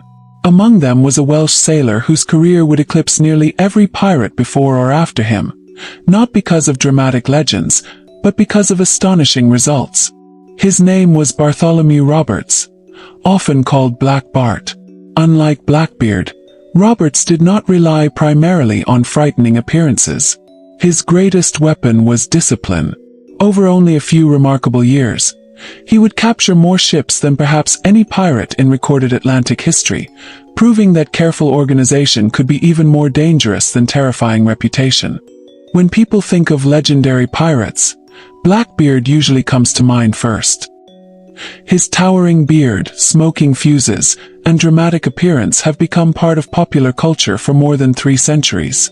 Yet if historians measure success by the number of ships captured rather than by reputation alone, another pirate stands above almost everyone else. His name was Bartholomew Roberts. Most people knew him as Black Bart. Unlike many famous pirates, Roberts did not dream of becoming an outlaw. In fact, the surviving historical evidence suggests that piracy was never part of his original plan. He was born in Wales around 1682 and spent much of his early life working as a professional sailor. Like countless seamen of his generation, he learned navigation, seamanship, and discipline through years of honest service aboard merchant ships. He developed a reputation for competence. He understood charts. He respected order. He expected discipline from both himself and others. Nothing about his early career suggested that he would one day command one of the most successful pirate fleets in Atlantic history. Everything changed in 1719. Roberts was serving aboard the slave ship Princess when it sailed near the coast of West Africa. During the voyage, the ship was captured by pirates led by Howell Davis, another Welsh captain. Capturing skilled sailors had practical value. Pirates constantly needed experienced navigators, carpenters, sailmakers, surgeons, and officers. Rather than killing every captured crew member, pirate captains often invited useful men to join them. Some refused. Some accepted willingly. Others believed they had little choice. Roberts appears to have fallen into that final category. At first, he reportedly disliked piracy. He had little interest in abandoning lawful employment. But fate intervened with remarkable speed. Only a few weeks after Roberts joined the crew, Howell Davis was killed during an attack on the Portuguese island of Principe. Suddenly, the pirates needed a new leader. To Roberts' own surprise, many crew members chose him. The decision reflected something unusual about pirate society. Leadership depended less upon noble birth than upon demonstrated ability. Roberts possessed excellent navigational skills. He remained calm under pressure. He inspired confidence. Those qualities mattered enormously at sea. Once elected captain, Roberts underwent a remarkable transformation. The reluctant recruit became one of history's most effective pirate commanders. Unlike Blackbeard, who often relied upon reputation and intimidation, Roberts emphasized organization. He insisted upon discipline aboard his ships. He expected professionalism. He established written articles governing the conduct of his crew. Those rules covered the division of plunder, gambling, theft among crew members, and standards of behavior. One famous version of Roberts' pirate code prohibited gambling with dice and cards for money aboard ship. Another required lights to be extinguished at a certain hour, although sailors wishing to continue drinking afterward had to remain quietly on deck rather than disturbing sleeping companions. Weapons were expected to remain clean and ready. Neglect could place the entire crew in danger. These regulations remind us that successful piracy required much more than courage. Running a pirate ship resembled managing a dangerous business. Poor discipline could destroy everyone aboard. Roberts also maintained surprisingly formal standards regarding appearance. Several contemporary descriptions portray him wearing elegant clothing captured from wealthy merchants. He reportedly favored crimson waistcoats, richly decorated hats, silk garments, and gold jewelry. Unlike Blackbeard's terrifying image, Roberts projected confidence through refinement. His appearance reflected success. Between 1719 and 1722, Roberts ranged across enormous distances. His ships operated along the coast of West Africa, throughout the Caribbean near South America, And even off Newfoundland, few pirates traveled so widely. Wherever profitable shipping existed, Roberts seemed capable of finding it. Modern estimates vary, but historians generally agree that Roberts captured well over 400 vessels during his career. That astonishing figure remains almost unmatched. Many prizes were small merchant ships carrying ordinary cargo. Others proved far more valuable. Sugar, rum, cotton, clave, gold dust, ivory, textiles, weapons. Everything possessed value somewhere in the Atlantic economy. Roberts understood commerce almost as well as merchants themselves. One remarkable episode occurred in 1721 near the coast of Brazil. A large Portuguese convoy sailed under naval escort carrying valuable cargo toward Europe. Attacking the entire fleet directly would have been reckless. Instead, Roberts carefully observed the convoy. Eventually, he identified one particularly wealthy merchant ship. Before the escorting warships fully understood what was happening, Roberts struck swiftly, captured his target, and escaped with enormous riches. It was a masterclass in patience and timing. He did not seek unnecessary battles. He sought profitable victories. His growing success embarrassed governments across the Atlantic. Merchants complained bitterly. Insurance rates increased. Naval patrols expanded. Colonial governors exchanged increasingly urgent correspondence. The British government recognized that piracy threatened not merely individual merchants but the stability of imperial trade itself. By the early 1720s, suppressing pirates had become a major priority. Yet Roberts continued operating with remarkable confidence. His crews respected him deeply. Unlike some pirate captains whose authority rested mainly upon fear, Roberts earned loyalty through competence. He shared risk. He planned carefully. He rewarded success fairly according to agreed rules. Not every decision pleased everyone, of course. Disagreements remained inevitable aboard any ship. Still, his leadership proved exceptionally durable. Roberts also demonstrated a sharp sense of symbolism. One of his personal flags reportedly depicted himself standing upon two skulls labeled ABH and AMH. Historians generally interpret these initials as representing a Barbadian's head and a Martinican's head. The design reflected Roberts' anger toward the governments of Barbados and Martinique after they cooperated in efforts to capture him. His flags, like those of other pirates, communicated messages before battle ever began. Merchant captains recognized them immediately. So did naval officers. Despite his many successes, Roberts remained realistic about the dangers surrounding him. He reportedly avoided excessive drinking during combat. He valued preparation over reckless bravery. Nevertheless, even the most disciplined captain could not control every circumstance. In February 1722, Roberts anchored near Cape Lopez, on the coast of present-day Gabon in West Africa. There, his fortune finally changed. The British Royal Navy warship HMS Swallow, commanded by Captain Chaloner Ogle, approached the area. Through careful maneuvering, Ogle first captured one of Roberts' accompanying ships. Then he returned to confront Roberts himself. At first, Roberts apparently believed the approaching vessel represented another merchant target. By the time the true danger became obvious, battle was unavoidable. Unlike many pirates who sought surrender when heavily outgunned, Roberts chose to fight. He dressed elegantly for the occasion. According to several contemporary accounts, he wore a rich crimson waistcoat, fine clothing, a feathered hat, and a gold chain with a diamond cross. Whether every detail is perfectly accurate cannot be confirmed, but multiple descriptions agree that he entered battle dressed with remarkable care. Perhaps he wished to inspire his crew. Perhaps he simply preferred meeting death with dignity. The exchange of cannon fire began. Very early in the battle, a grape-shot blast struck Roberts in the throat. He died almost instantly. His crew remembered one final instruction he had given long before. He did not want his body displayed publicly. They honored that request. Before British sailors could capture his remains, Roberts' companions wrapped his body and committed it to the sea. The Atlantic, which had shaped his entire career, became his final resting place. His death marked more than the end of one remarkable pirate. It symbolized the beginning of the end for the Golden Age itself. The British Royal Navy had grown stronger.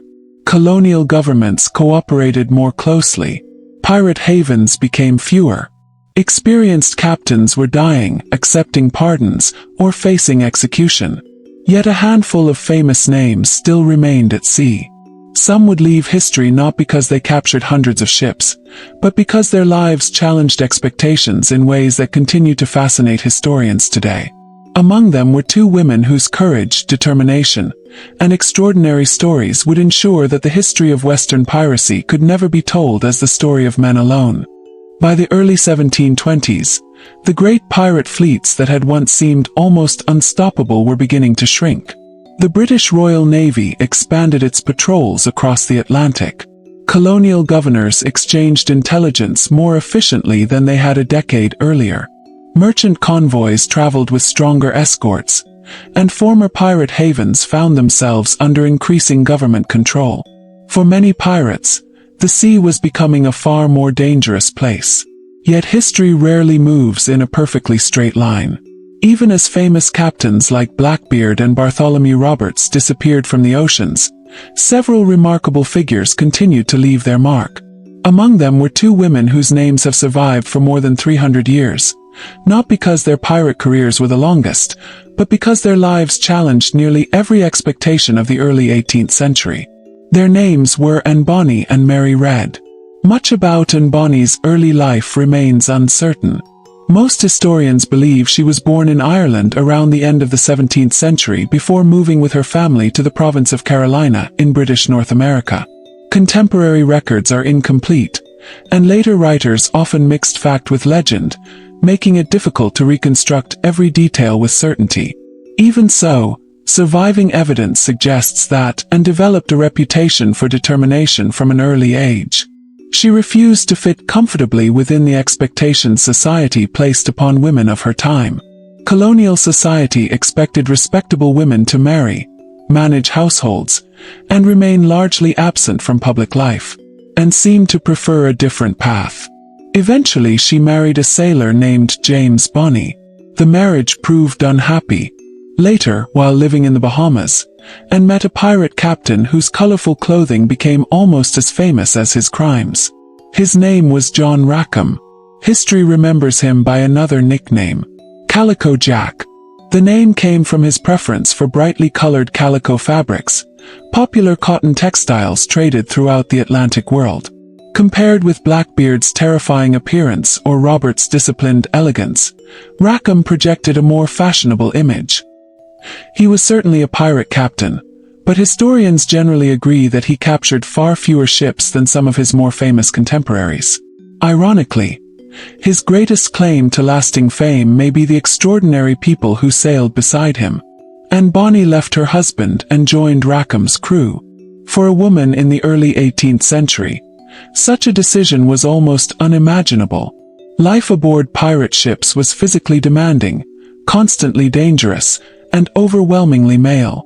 Yet contemporary accounts consistently describe Anne participating fully in pirate life, rather than remaining a passive passenger. Around the same time, another remarkable sailor entered Rackham's company. Her name was Mary Red. Like Anne, Mary's early years remain partly hidden behind conflicting stories, but several contemporary sources, including testimony published shortly after pirate trials, agree on important elements of her life. Mary reportedly spent much of her youth disguised as a boy. According to these accounts, she served first as a servant and later as a soldier in Europe, fighting during the War of the Spanish Succession while presenting herself as a man. Whether every detail is perfectly accurate remains uncertain. However, historians broadly agree that Mary possessed genuine military experience before eventually going to sea. At some point, she boarded a ship sailing toward the Caribbean. That vessel itself was captured by pirates. Instead of disappearing quietly into history, Mary ultimately joined them. Exactly when and Bonny and Mary Red discovered one another's identities has become one of the most famous episodes in pirate folklore. Several early accounts claim that Anne, believing Mary to be a young male pirate, became curious about the newcomer before eventually learning the truth.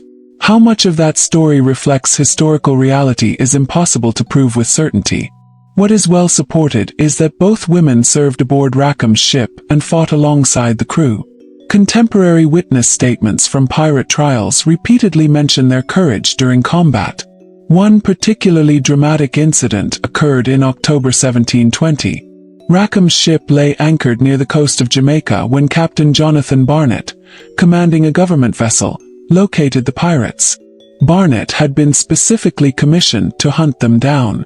As darkness settled over the water, government forces closed in. Accounts from the trial suggest that many of Rackham's crew had been drinking heavily before the attack. When Barnett demanded surrender, confusion spread aboard the pirate ship. Several pirates reportedly retreated below deck. Witness testimony later claimed that Anne Bonny and Mary Read remained among the few who continued resisting. According to one prisoner, Mary angrily called to the men hiding below, urging them to come up and fight. Some refused. Government forces quickly overwhelmed the vessel. Rackham, Anne Bonny, Mary Read, and the surviving crew were taken prisoner and transported to Spanish town Jamaica for trial. Piracy carried one of the harshest punishments under British law: execution by hanging. The courtroom proceedings attracted enormous attention. Witnesses described captured cargo, seized vessels, and acts of piracy committed by Rackham's crew. The verdict proved unsurprising. Rackham and his companions were convicted. On November 18, 1720, John Rackham was executed at Port Royal. His body was later displayed in chains on a small island near the harbor, a grim warning to others considering piracy. Anne Bonny reportedly visited him before his execution. A famous quotation has often been attributed to her. According to later accounts, she told Rackham, "If you had fought like a man, you need not have been hanged like a dog." Whether she actually spoke those exact words remains uncertain. The statement first appeared in later historical narratives rather than official trial transcripts. Like many pirate quotations, it may reflect legend more than documented fact.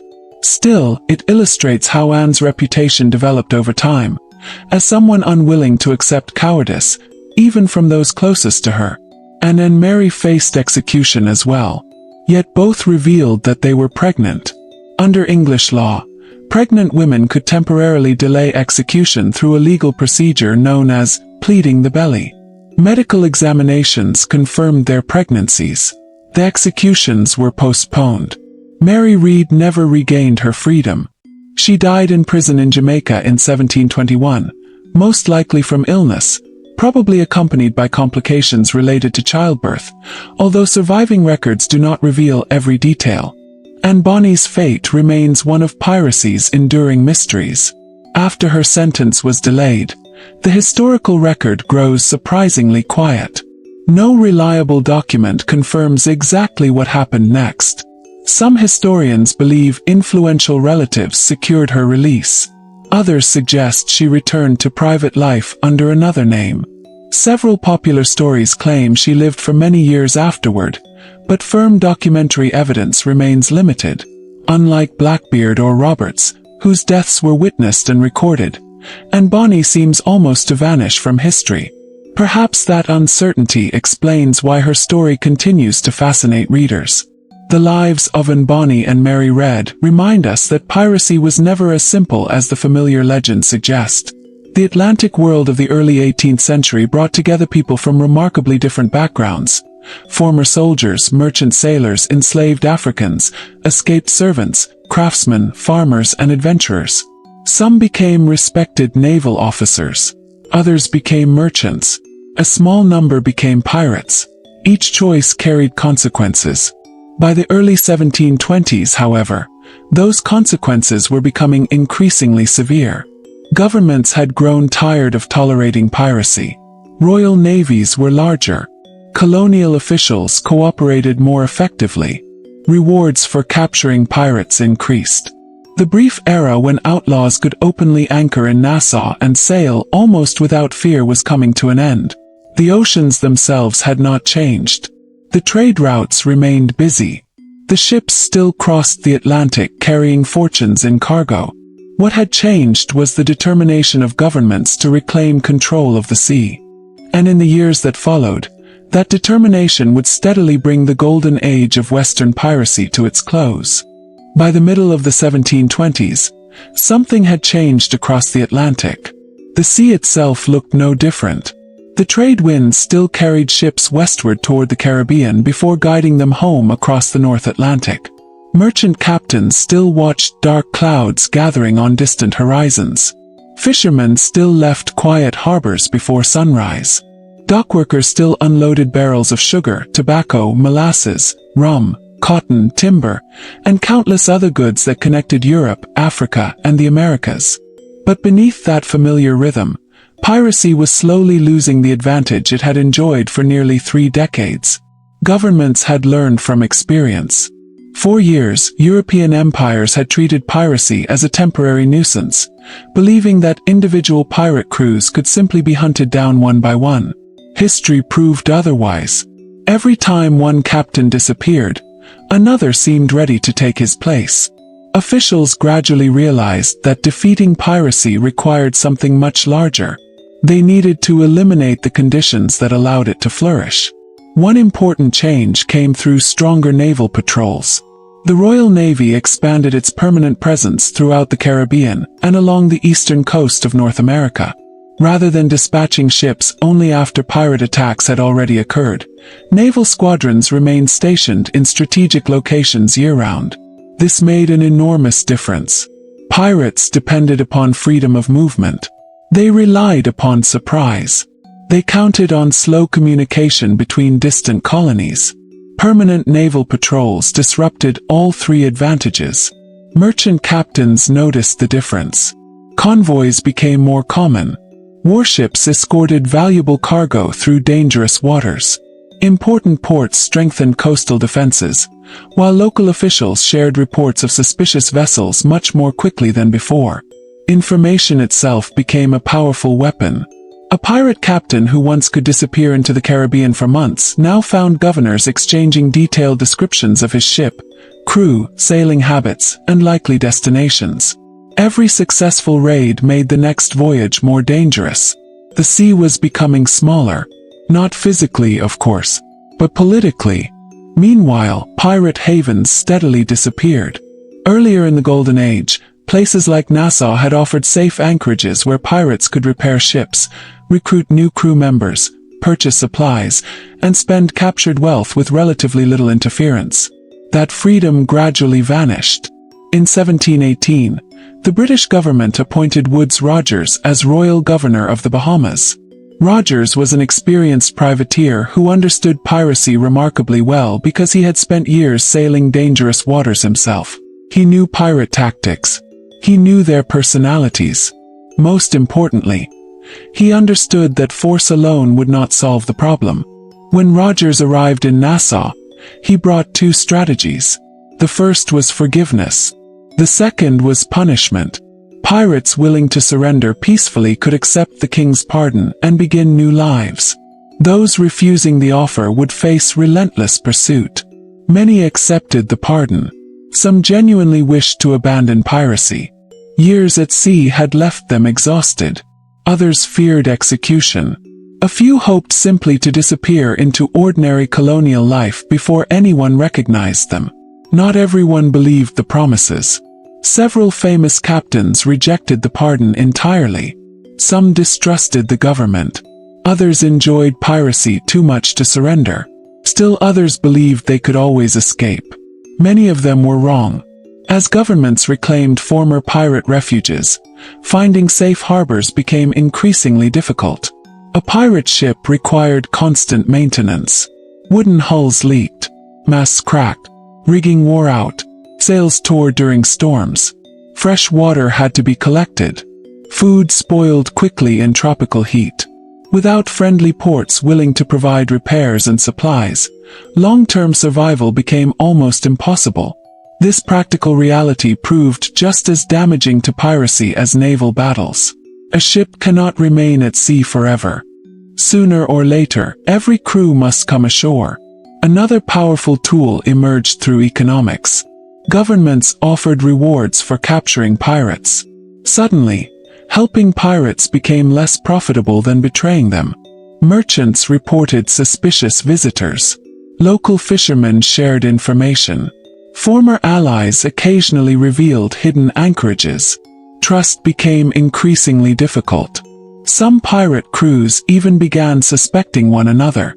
The sense of freedom that had attracted many sailors slowly gave way to uncertainty. Historical court records from this period paint a sobering picture. Trials became more frequent. Executions became more public. Governments wanted these punishments to serve as warnings. After conviction, many pirates were hanged at places visible from busy shipping lanes. In England, one of the most infamous execution sites stood at Execution Dock in Wapping, beside the River Thames. There, convicted pirates often faced a slow and highly public death. Their bodies were sometimes coated with tar and suspended in iron cages known as gibbets. The remains could hang for months, or even years. Passing sailors saw them from the river. The message required no explanation. Choose piracy, and this may become your future. Modern audiences often find these punishments shocking. Yet 18th-century governments believed public executions discouraged crime through fear. Whether they truly succeeded remains debated among historians. What is certain is that authorities invested enormous effort into making examples of captured pirates. Ironically, those same executions sometimes helped create legends. Crowds gathered. Newspapers reported dramatic trials. Stories spread across taverns and ports. Even defeated pirates occasionally became famous. The line between criminal and folk hero remained surprisingly thin. Not every pirate met such a violent end. Some accepted pardons and disappeared into ordinary life. A few returned to merchant service. Others settled quietly in colonial communities under their own names or new identities. Because they avoided further crime, history often lost track of them. Ordinary lives rarely leave dramatic records. Meanwhile, the Atlantic economy continued expanding. Trade did not stop simply because piracy declined. If anything, safer shipping encouraged even greater commercial growth. European demand for colonial products increased steadily. Coffee became more popular. Tea imports expanded dramatically. Sugar transformed from a luxury into an everyday household item for many Europeans. All of these goods crossed oceans aboard merchant ships. The sea remained the world's greatest highway. Only its travelers gradually became more secure. Historians sometimes describe the decline of piracy as evidence that governments finally won. In one sense, they did. Large-scale Atlantic piracy never again reached the extraordinary levels seen during the Golden Age. Yet the story is more complicated than simple victory. Many former pirates had originally been privateers.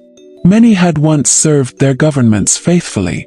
Others turned to piracy after unemployment, harsh treatment aboard merchant ships, or political upheaval. Suppressing piracy required more than stronger navies. It required more stable economies, more effective colonial administration, better communication, regular naval funding. In other words, it required governments becoming stronger than they had been a generation earlier. The decline of piracy therefore tells us just as much about changing states as it does about changing criminals. Still, even as the Golden Age faded, the image of the pirate refused to disappear. Writers began publishing sensational accounts of famous captains. Readers eagerly purchased them. Taverns echoed with sea stories. Children listened to exaggerated tales of hidden treasure and daring escapes. Reality slowly blended with imagination. Over time, legends became almost as influential as history itself.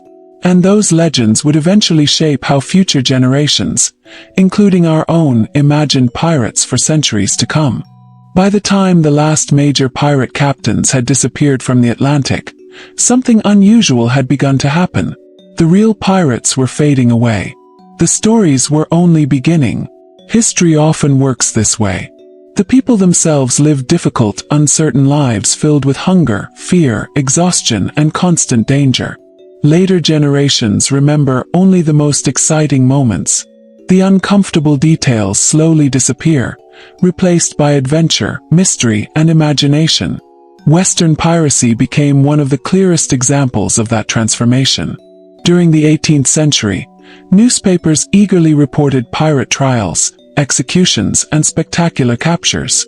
Readers across Britain, France, the Netherlands, and the American colonies followed these stories with remarkable interest.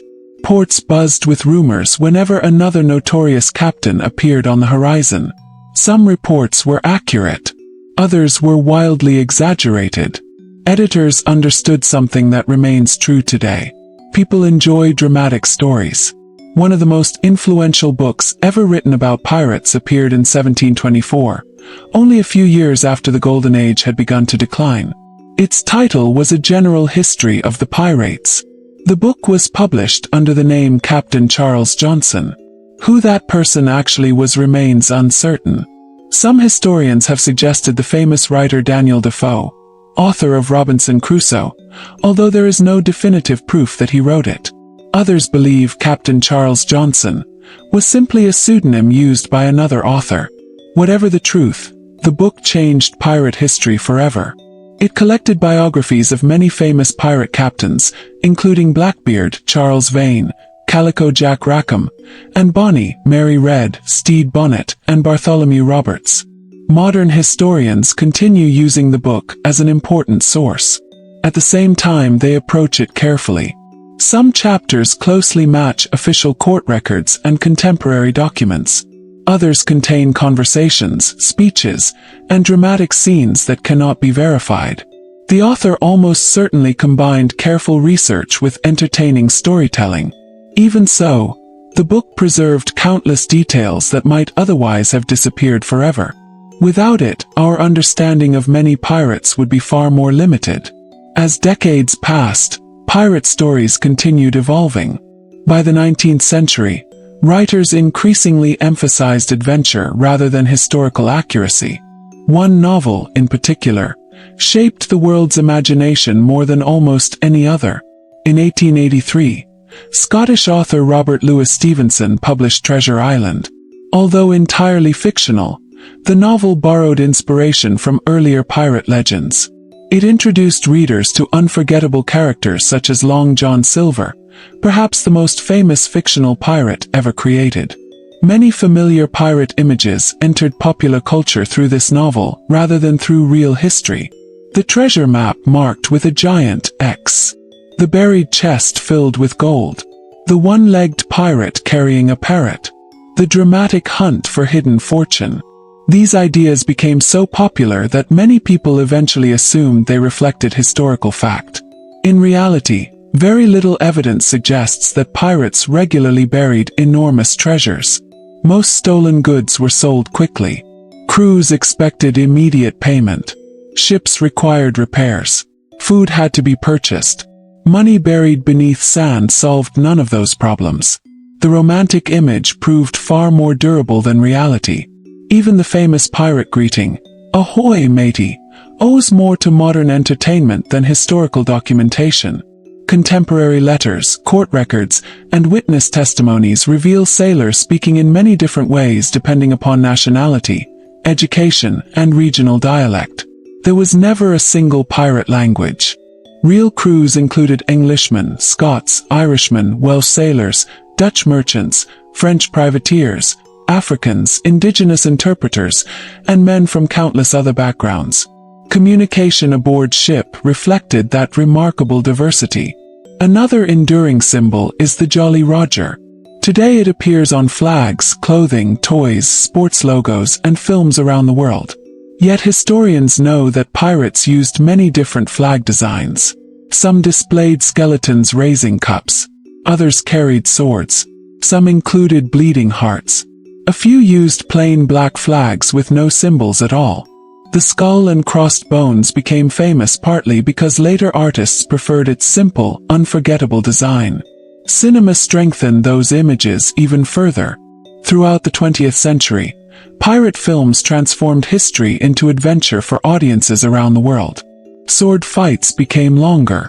Treasure grew larger. Ships appeared grander. Villains became more theatrical. The real hardships of life at sea often disappeared behind exciting action. There is nothing wrong with enjoying those stories. They simply belong to a different tradition. One is history. The other is entertainment. The distinction matters because the actual lives of pirates were far less glamorous. Consider an ordinary day aboard a pirate ship. The morning might begin before sunrise. Crew members inspected rigging worn by salt and wind. They repaired torn sails. They pumped water leaking into the hull. They cleaned weapons. They rationed food carefully. Fresh water remained precious. Salted meat dominated meals. Hard biscuits frequently contained insects after months at sea. Scurvy threatened crews lacking fresh fruits and vegetables. Injuries healed slowly. Simple infections sometimes became fatal. Storms offered no mercy. Hurricanes could destroy years of success within a single afternoon. Many pirates never died in battle. Some drowned. Some succumbed to disease. Others vanished without leaving any written record. The Atlantic Ocean kept countless secrets. Archaeology has helped modern historians understand this forgotten world more clearly. One remarkable discovery occurred in 1996, when researchers identified the wreck believed to be Blackbeard's Queen Anne's Revenge near Beaufort Inlet, North Carolina. Excavations have recovered thousands of artifacts, cannons, anchors, medical instruments, navigation tools, cooking equipment, leadshot, trade goods. These discoveries reveal the practical reality of pirate life.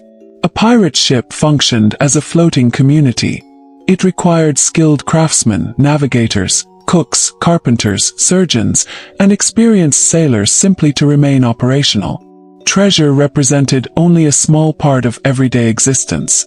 The wreck also reminds us that ships themselves were extraordinary technological achievements. Everything aboard depended upon wood, rope, iron, canvas, and human skill. Without constant maintenance, even the finest vessel gradually surrendered to the sea. Perhaps that is why maritime history remains so captivating. Every voyage balanced careful planning against unpredictable nature. Success required knowledge. Failure often arrived suddenly. Whether merchant captain, naval officer, explorer, fisherman, or pirate, every sailor shared one reality.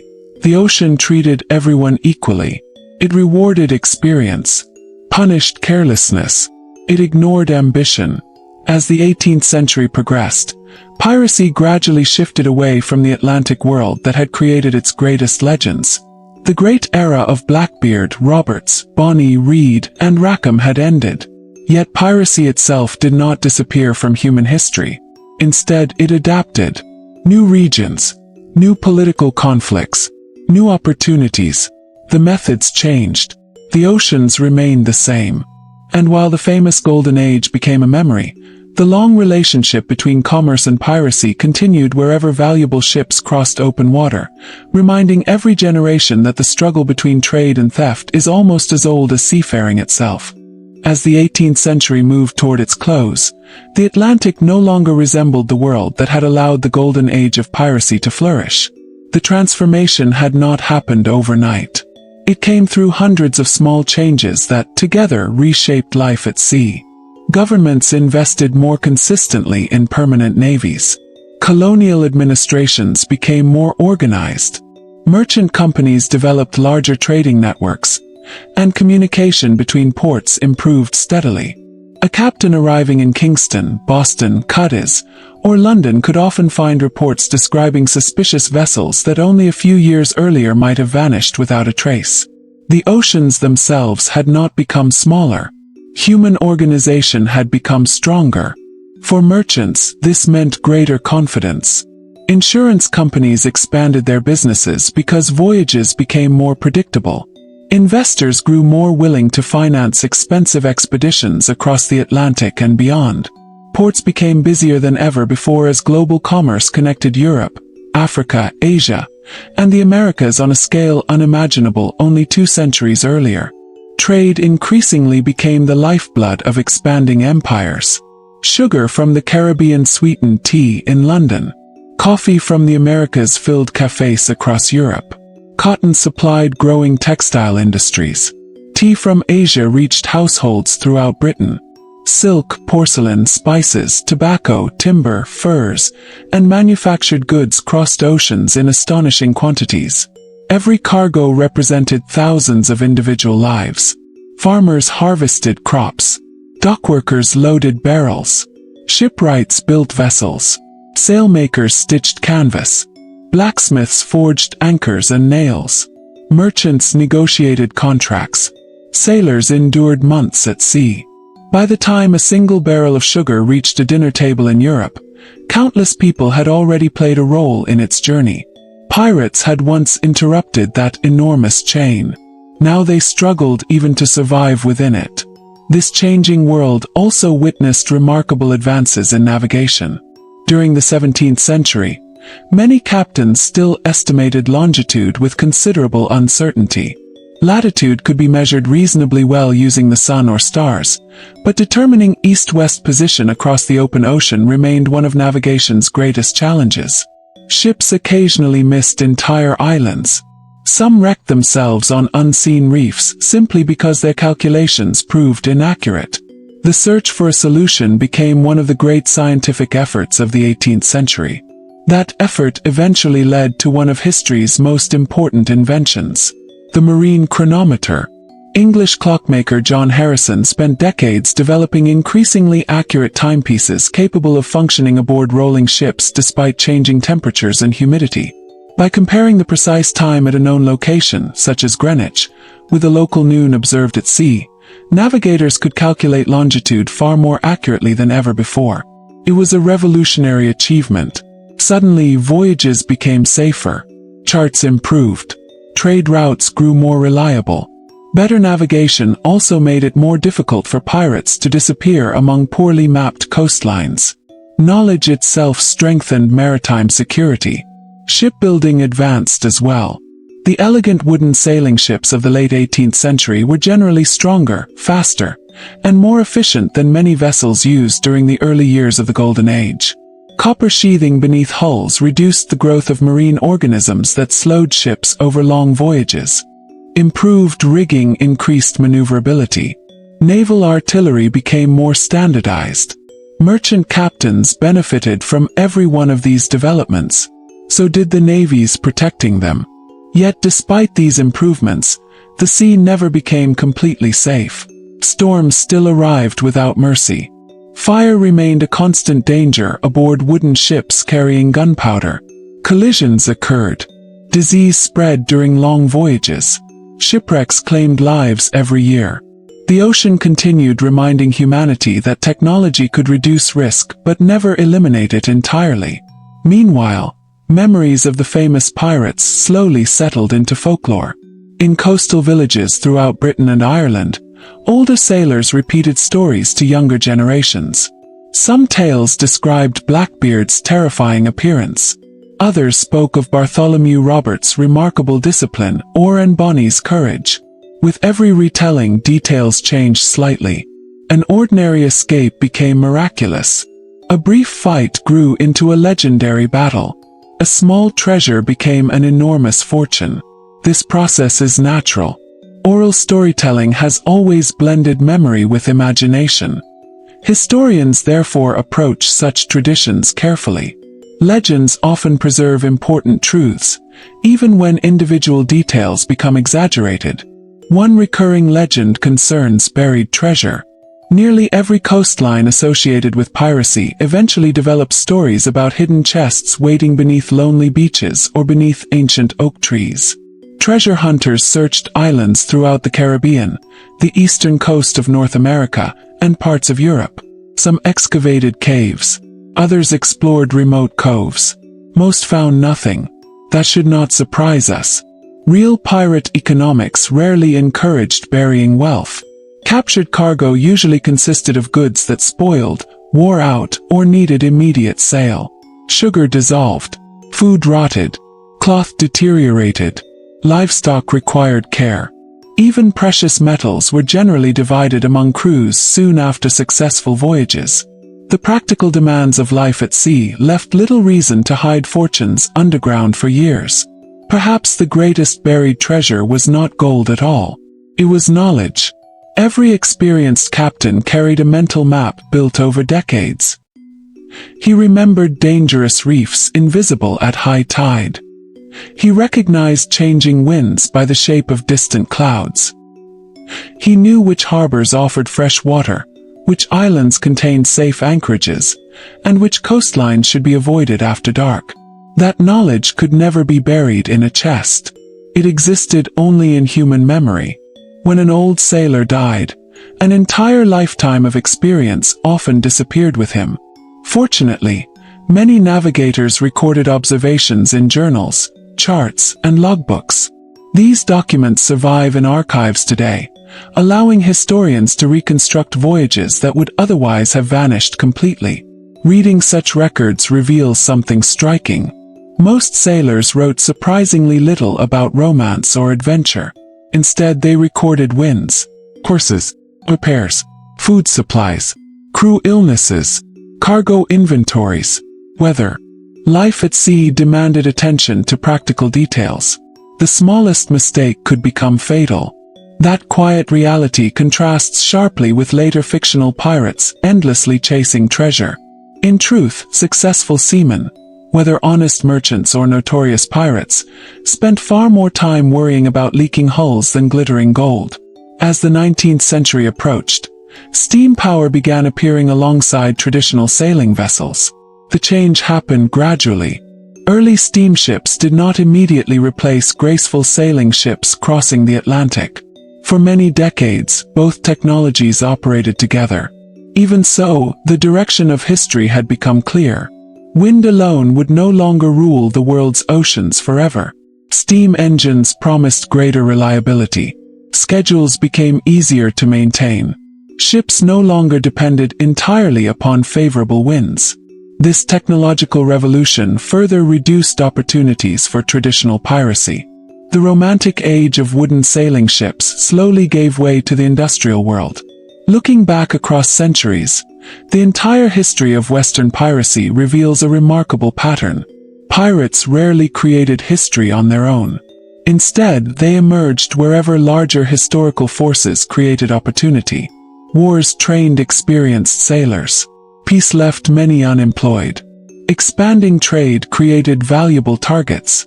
Weak governments left shipping unprotected. Stronger governments restored order. Again and again, piracy reflected the changing world around it. The pirates themselves were never separate from history.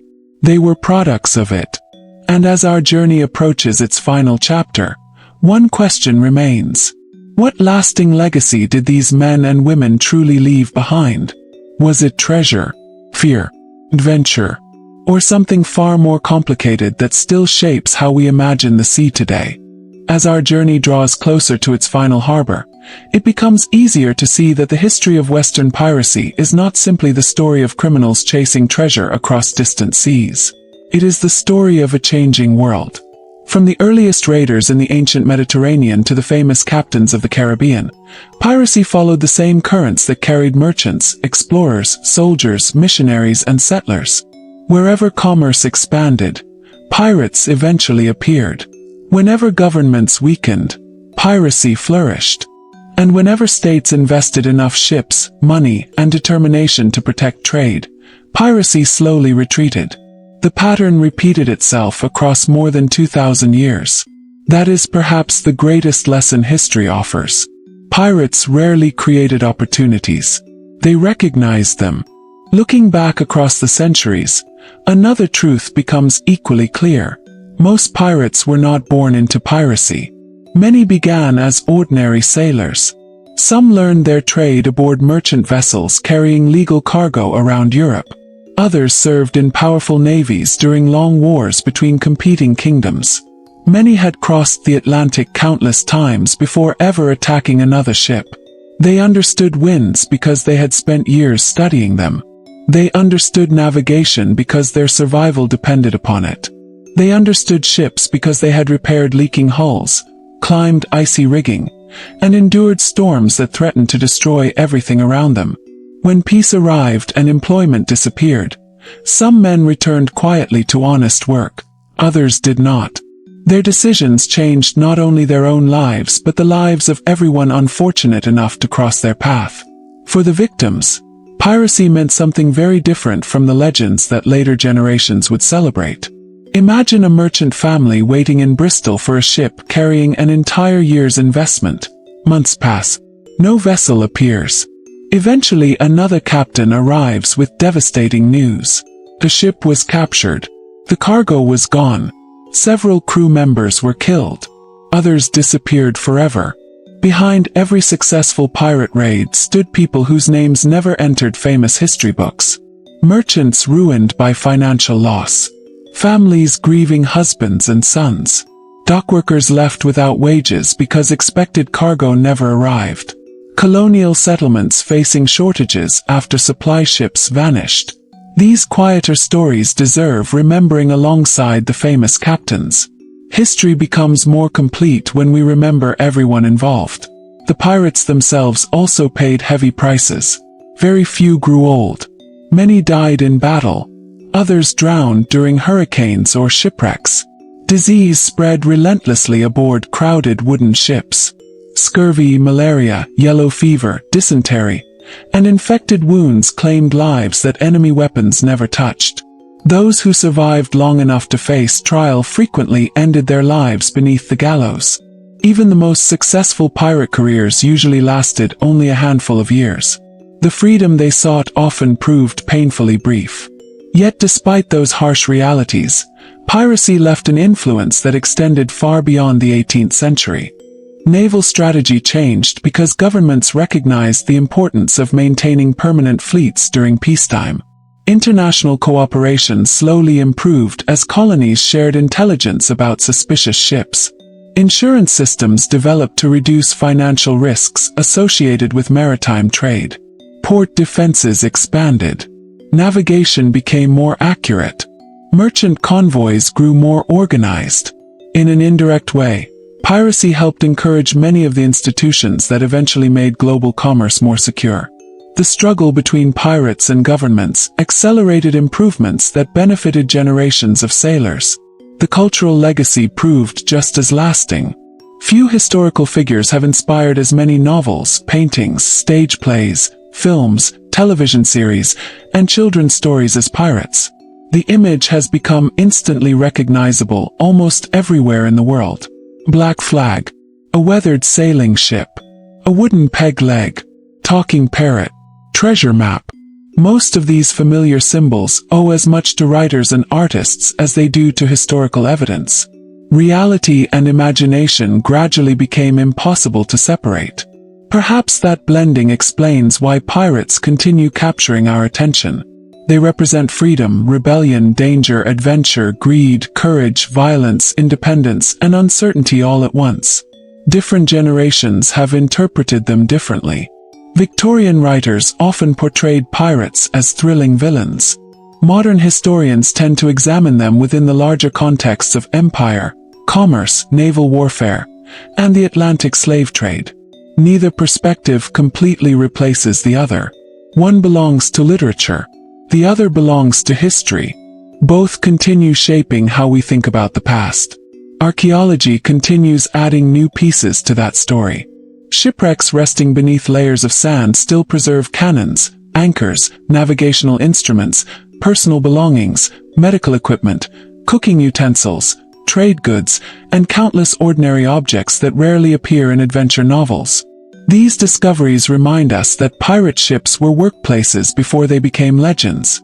Crews cooked meals, touched sails, mended clothing, cleaned weapons, measured water supplies, recorded courses, argued, laughed, feared storms, missed home. They were human beings living complicated lives in extraordinary circumstances. The Atlantic Ocean remembers none of their names. The waves that carried Blackbeard, Bartholomew Roberts, and Bonny, Mary Read, Francis Drake, Henry Morgan, Charles Vane, Stede Bonnet, Edward Lowe, and hundreds of lesser-known sailors still rise and fall exactly as they did centuries ago. The tides remain indifferent. Ships have changed. Empires have risen and fallen. Maps have been redrawn. But the sea continues its endless rhythm, untouched by human ambition. Perhaps that is the quiet lesson waiting beneath the entire history of Western piracy. Human beings constantly seek wealth, power, freedom, and opportunity. Sometimes they pursue those goals lawfully. Sometimes they do not. The ocean merely provides the stage. It never chooses the actors. As historians continue studying newly discovered documents, excavated shipwrecks, and forgotten archives, our understanding of piracy becomes richer and more balanced. The myths remain enjoyable. The facts become even more fascinating. Because the real history is rarely simpler than the legend. More often it is deeper, stranger, more human, and ultimately far more memorable. Long after the last famous pirate ship disappeared beyond the horizon, the stories continued sailing from one generation to the next, reminding us that history's greatest adventures are often found not in fiction, but in the complicated lives of the people who truly lived them. The last great pirate ships have now slipped beyond the horizon. Their black sails no longer appear in the Caribbean at sunrise. Their cannon smoke no longer drifts across the Atlantic trade routes. The harbors that once echoed with hurried warnings and whispered rumors have grown quieter, replaced by merchant fleets, naval patrols, and the steady rhythm of ordinary commerce. Yet history never truly ends. Simply grows quieter. Looking back across more than 2,000 years, from the ancient raiders of the Mediterranean to the final captains of the Caribbean, one pattern appears again and again. Piracy was never an isolated chapter. It was woven into the larger story of human civilization. As trade expanded, piracy expanded. As kingdoms competed, pirates found opportunity. As governments weakened, sea raiders grew stronger. And when nations invested enough resources to protect their shipping, piracy slowly faded into history. It was never simply a battle between good and evil. It was a reflection of politics, economics, geography, and human nature. The people who sailed those waters were rarely simple characters. A merchant captain might become a privateer during wartime. A privateer might become a pirate when peace left him unemployed. A pirate might eventually accept a royal pardon and spend the remainder of his life as an ordinary fisherman or dockworker. The boundaries were often uncertain. History rarely fits neatly into categories. The famous names remain with us because they left written records, appeared in court documents, or entered popular stories. Francis Drake became a national hero in England while remaining a hated enemy in Spain. Blackbeard frightened an entire generation of Atlantic merchants through reputation as much as violence. Bartholomew Roberts demonstrated that discipline and organization could be as dangerous as brute force. And Bonny and Mary Read challenged assumptions about who could survive aboard pirate ships during the 18th century. Henry Morgan, celebrated in one nation and condemned in another, reminded the world that politics often determined whether a sailor became known as a hero or a criminal. Hundreds of other captains never became famous. Thousands of ordinary sailors disappeared completely from the historical record. Many never returned home. The Atlantic keeps their stories beneath its waves. Modern archaeology continues recovering pieces of that forgotten world. Cannons resting beneath coral. Anchors buried beneath sand. Fragments of wooden hulls preserved beneath layers of mud. Navigation instruments left untouched for centuries. Buttons from jackets, clay pipes, glass bottles, air nails, cooking pots, simple objects once held by ordinary hands. Each discovery reminds us that history is built not only from kings and famous captains, but from everyday people whose names were never recorded. Perhaps the greatest misconception about piracy is the belief that it was an age of endless adventure. The reality was harsher. Weeks passed without seeing another ship. Food spoiled. Water became foul. Storms destroyed carefully planned voyages. Disease spread silently. Small wounds became fatal infections. A single hurricane could erase years of success. Even victorious crews often lived in constant uncertainty. There was no guarantee of tomorrow. Yet there was something undeniably remarkable about the sailors of that era. Crossing the Atlantic in a wooden ship required extraordinary courage and skill. Navigating by stars, wind, currents, and experience demanded knowledge accumulated over generations. Whether merchant, explorer, naval officer, fisherman, or pirate, every sailor trusted the same sea. The ocean showed no preference, challenged everyone equally. Perhaps that explains why maritime history continues to fascinate us today. The sea has always represented possibility. For some, it offered honest trade. For others, exploration. For others still, conquest, migration, survival, or crime. It reflected humanity in all its complexity. The legends that followed, the buried treasure, the mysterious maps, the skull and crossbones flags, the secret islands, the dramatic duels, have become part of world culture. Some contain small pieces of historical truth. Many belong almost entirely to fiction. Yet both history and legend serve an important purpose. They remind us that people have always searched for freedom, fortune, and meaning, even when those pursuits carried enormous risks. Perhaps that is why the stories endure. Not because piracy was glorious, not because it should be admired, but because it reveals how ordinary people responded to extraordinary circumstances during an age when the oceans connected the world in ways never seen before. And now, after sailing through centuries of changing empires, dangerous coastlines, remarkable voyages, forgotten ports, and famous captains, our own quiet journey reaches its final harbor. The wind has softened. The waves seem gentler now. The lanterns along the shoreline glow faintly in the distance, just as they might have for weary sailors returning home after months upon the open sea. If you've stayed with me until this moment, thank you for sharing this peaceful voyage through history. I truly appreciate your time, your curiosity, and your company. If you enjoyed this relaxing journey, don't forget to leave a like, subscribe for more calm historical stories, and let me know in the comments where you're listening from and what piece of history you'd like to explore next.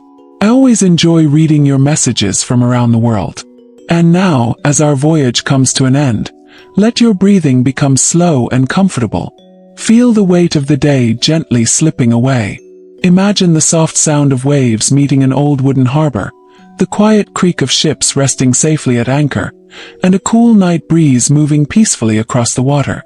Allow your eyes to close whenever they feel ready. Take one slow, deep breath. And another even gentler one. Leave the bustling ports, the distant sails, and the fading echoes of history behind you. The sea is calm now, the journey is complete, and there is nowhere else you need to be tonight. Sleep peacefully, and may gentle dreams carry you as quietly as the tide beneath a moonlit sky.